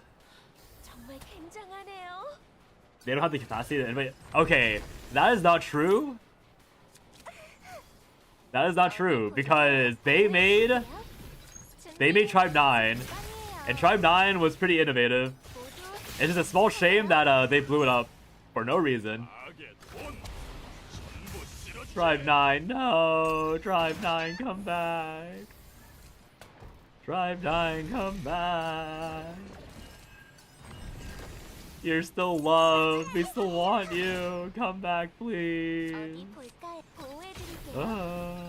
도망쳐도 바뀌는 건 없어요. The agony, right? Oh, never mind. Veronica always got my back. Still upset over Tribe 9, dude. Oh, Tribe 9. Oh, our beloved. I mean, who wouldn't be upset over Tribe 9 at this point? Is Katsuki Games doing well? I don't know. 100 Line Defense Academy had no hype. That was organic at all. Like, that... Yeah, it literally had no organic hype. It was all, like, heavily, like... It was so artificial. And it wasn't even that good of a game. And I don't know where Kodaka or whatever his name was went. Right when they got the mech hand made, they announced EOS. Yeah, I know, it's so disgusting. I still can't believe they did all that. That game was so fire. Like, I get... Okay, like... Retrospectively speaking, I totally get why they EOS'd. But, like, come on. Come on. Be for real for a second. Like, deadass. Like, come on. Whatever, man. Grand Blue Fantasy, the game, is a decade old. And the, is this better? Probably is. And the worst part about GBF being a decade old is that the 10th anniversary was somehow worse than the 9th anniversary. Actually, is it coming up on 10th anniversary? Was last one the 9th anniversary? Am I pause 0. It was the 10th anniversary this year, right? I'm not tripping. Oh, 0. I mean, I already saw Hard Orban, right? Actually, was that this run? No, it wasn't this run.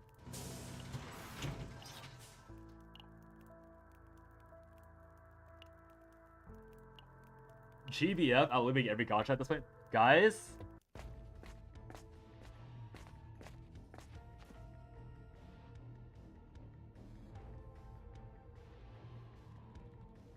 Wait a second. I did that too quickly. Where are my tabs? Blah, blah, blah, blah, blah.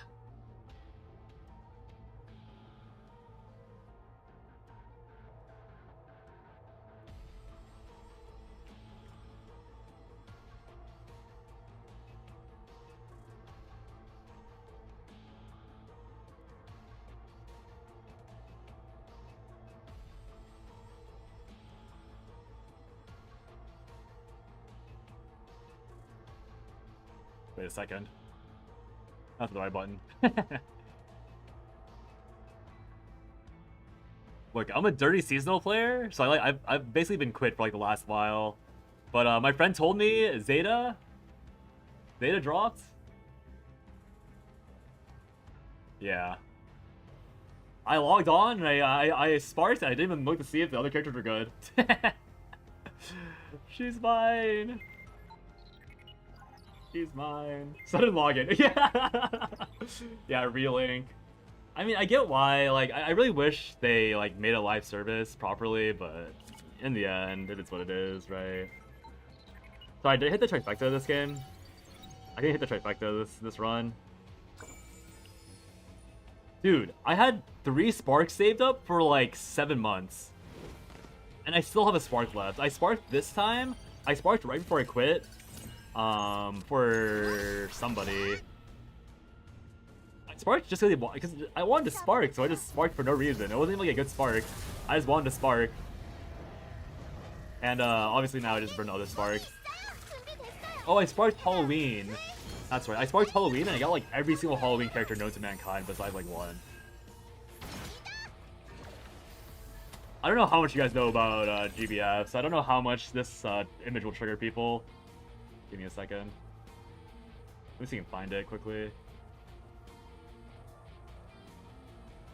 Halloween, Halloween, Halloween.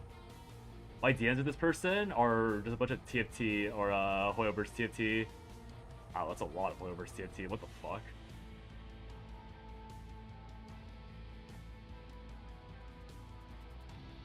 Where? Oh, where? Here we go.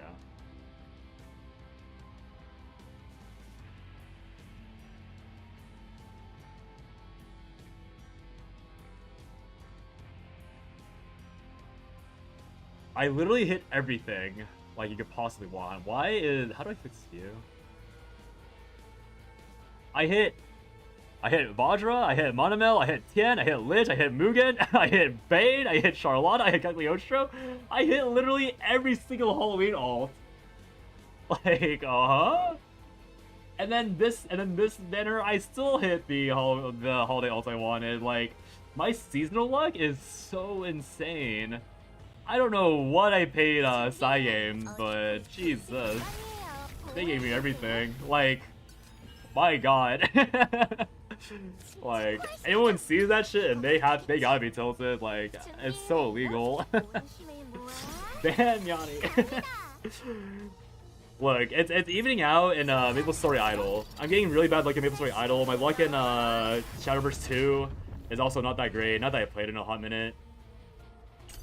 God, I opened up Shadowverse 2 for the first time in like 3 weeks, so like 2 weeks ago. Or now it's been like another 2 weeks, but I've been playing Shadowverse very often, if at all. No, just not at all. I'm not playing Shadowverse at all. I finally opened that game up because I was like, oh, I heard they there's 3 legendaries. Let me pop that real quick. I got another fucking Womdus dupe. I have 6 Womdus. I have 6. My account is full of fucking lollies. Like, get them out of my account. I do not want these small children in my account. I don't care if they're 1,000 years old. Give me Galleon. Give me Zeta. Give me Betty. I have 6 Betty like Capture, but give me anything but these fucking like 4'5" characters. I want something different. My account is just full of these small children. Please, please, free me. Free me. You play Maple Story? The gacha version, not the actual Maple Story, but yeah.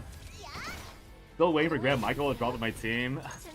I think I sparked Michael back when I started, because I started the game purely because of Zeta. Because I played Relink, and I was like, that was pretty fun. Now let me play the real thing and like see if it's any fun. So I played the real thing. My first free SSR, like the really, really bad SSR.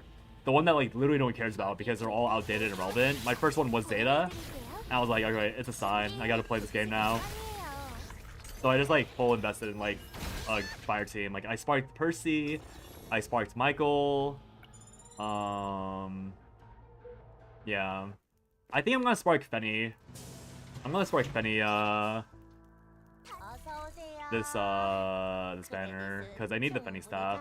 Although the main issue is that like I've noticed that like none of the grids that use Fenny staffs want Zeta, but whatever. Like I'll scout something together. You're looking at games like my friend like in CZN, he just wants Veronica, but somehow he was blessed with early copies but never Veronica. Bro, like just please, like get me out of this loop. Like I don't want Womnus. I have 6 Medusa.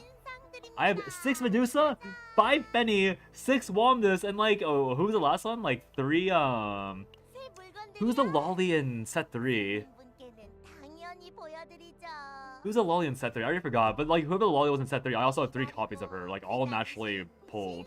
Like, please stop. I don't want this shit. give me the women. You want the one-time packs? I got 14 SSR, not a single Veronica. That's so funny. I like Grand Percy, dude. Percy's so cool. Wait, oh yeah, you can see here. This is the confirmation. I'm gonna pop this anyways, but it's 1 cost. And then I retrieve, and it's 1 cost again. Nope. It's 2 cost. It's 2 cost. Okay, but wait, is it 1 time? It might be a 1-time effect. It might be a 1-time effect. How do I check that? How do I check my fates? Does anyone know how to check a fate? How do I, hello? Huh?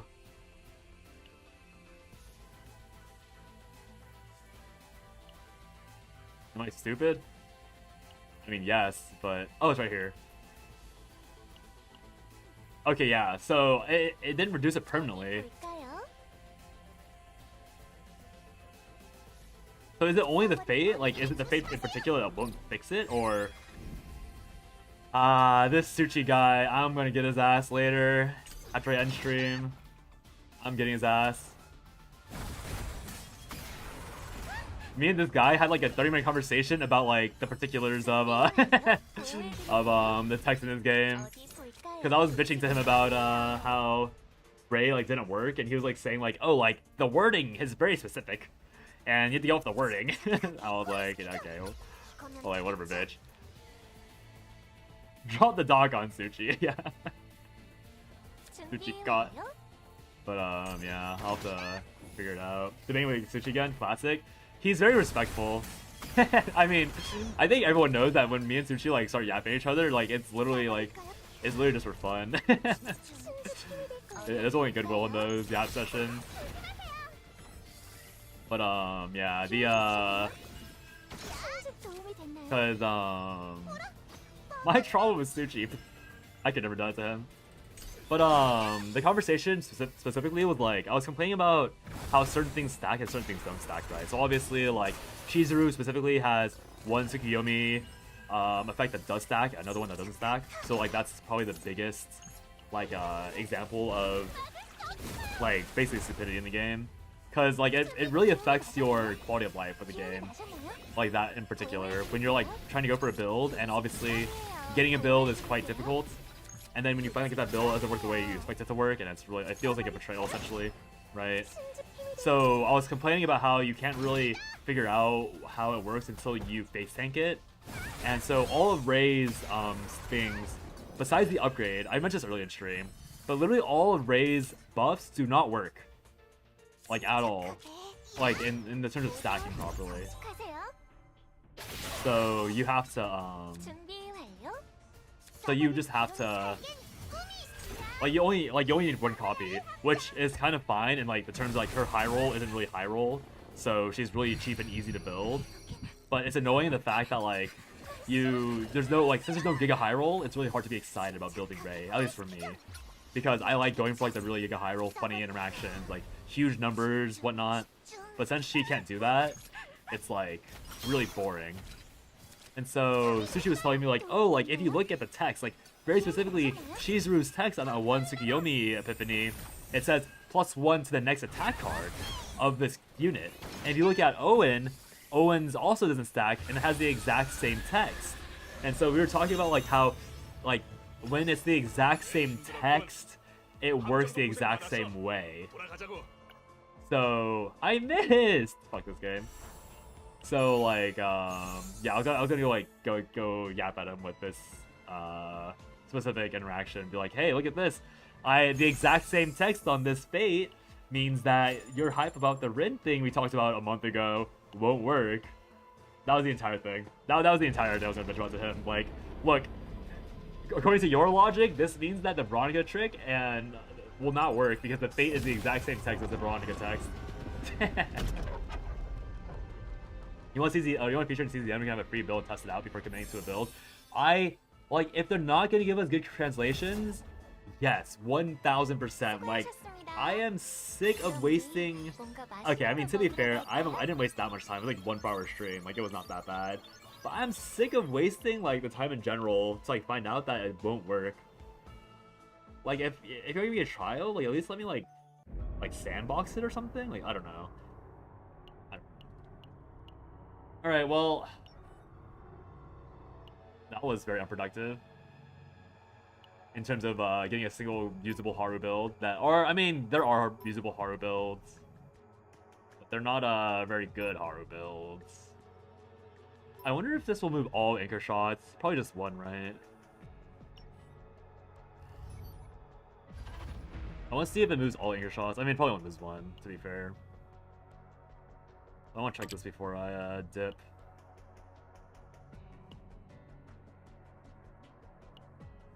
I would stream a bit longer today because obviously I'm leaving soon, but I think I do want to prep some videos ahead of time. I do want to release one normal video today or this week. Like that's not pre-recorded. I don't even. That's probably not true. I probably won't release a video that's pre-recorded because I think I'll probably just do the clickbait stuff. Because actually maybe I'll make like a new player guide. That'll probably be the easiest, like low-hanging fruit. If I just want to like make a video for the sake of making a video and nothing else.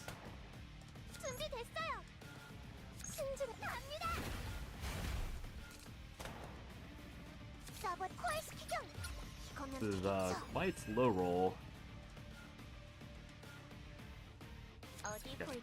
I mean, it works. Let's see. So it's only gonna be one, right? I'm gonna use the next one. It's gonna pull the other one. Yeah, it's pretty bad.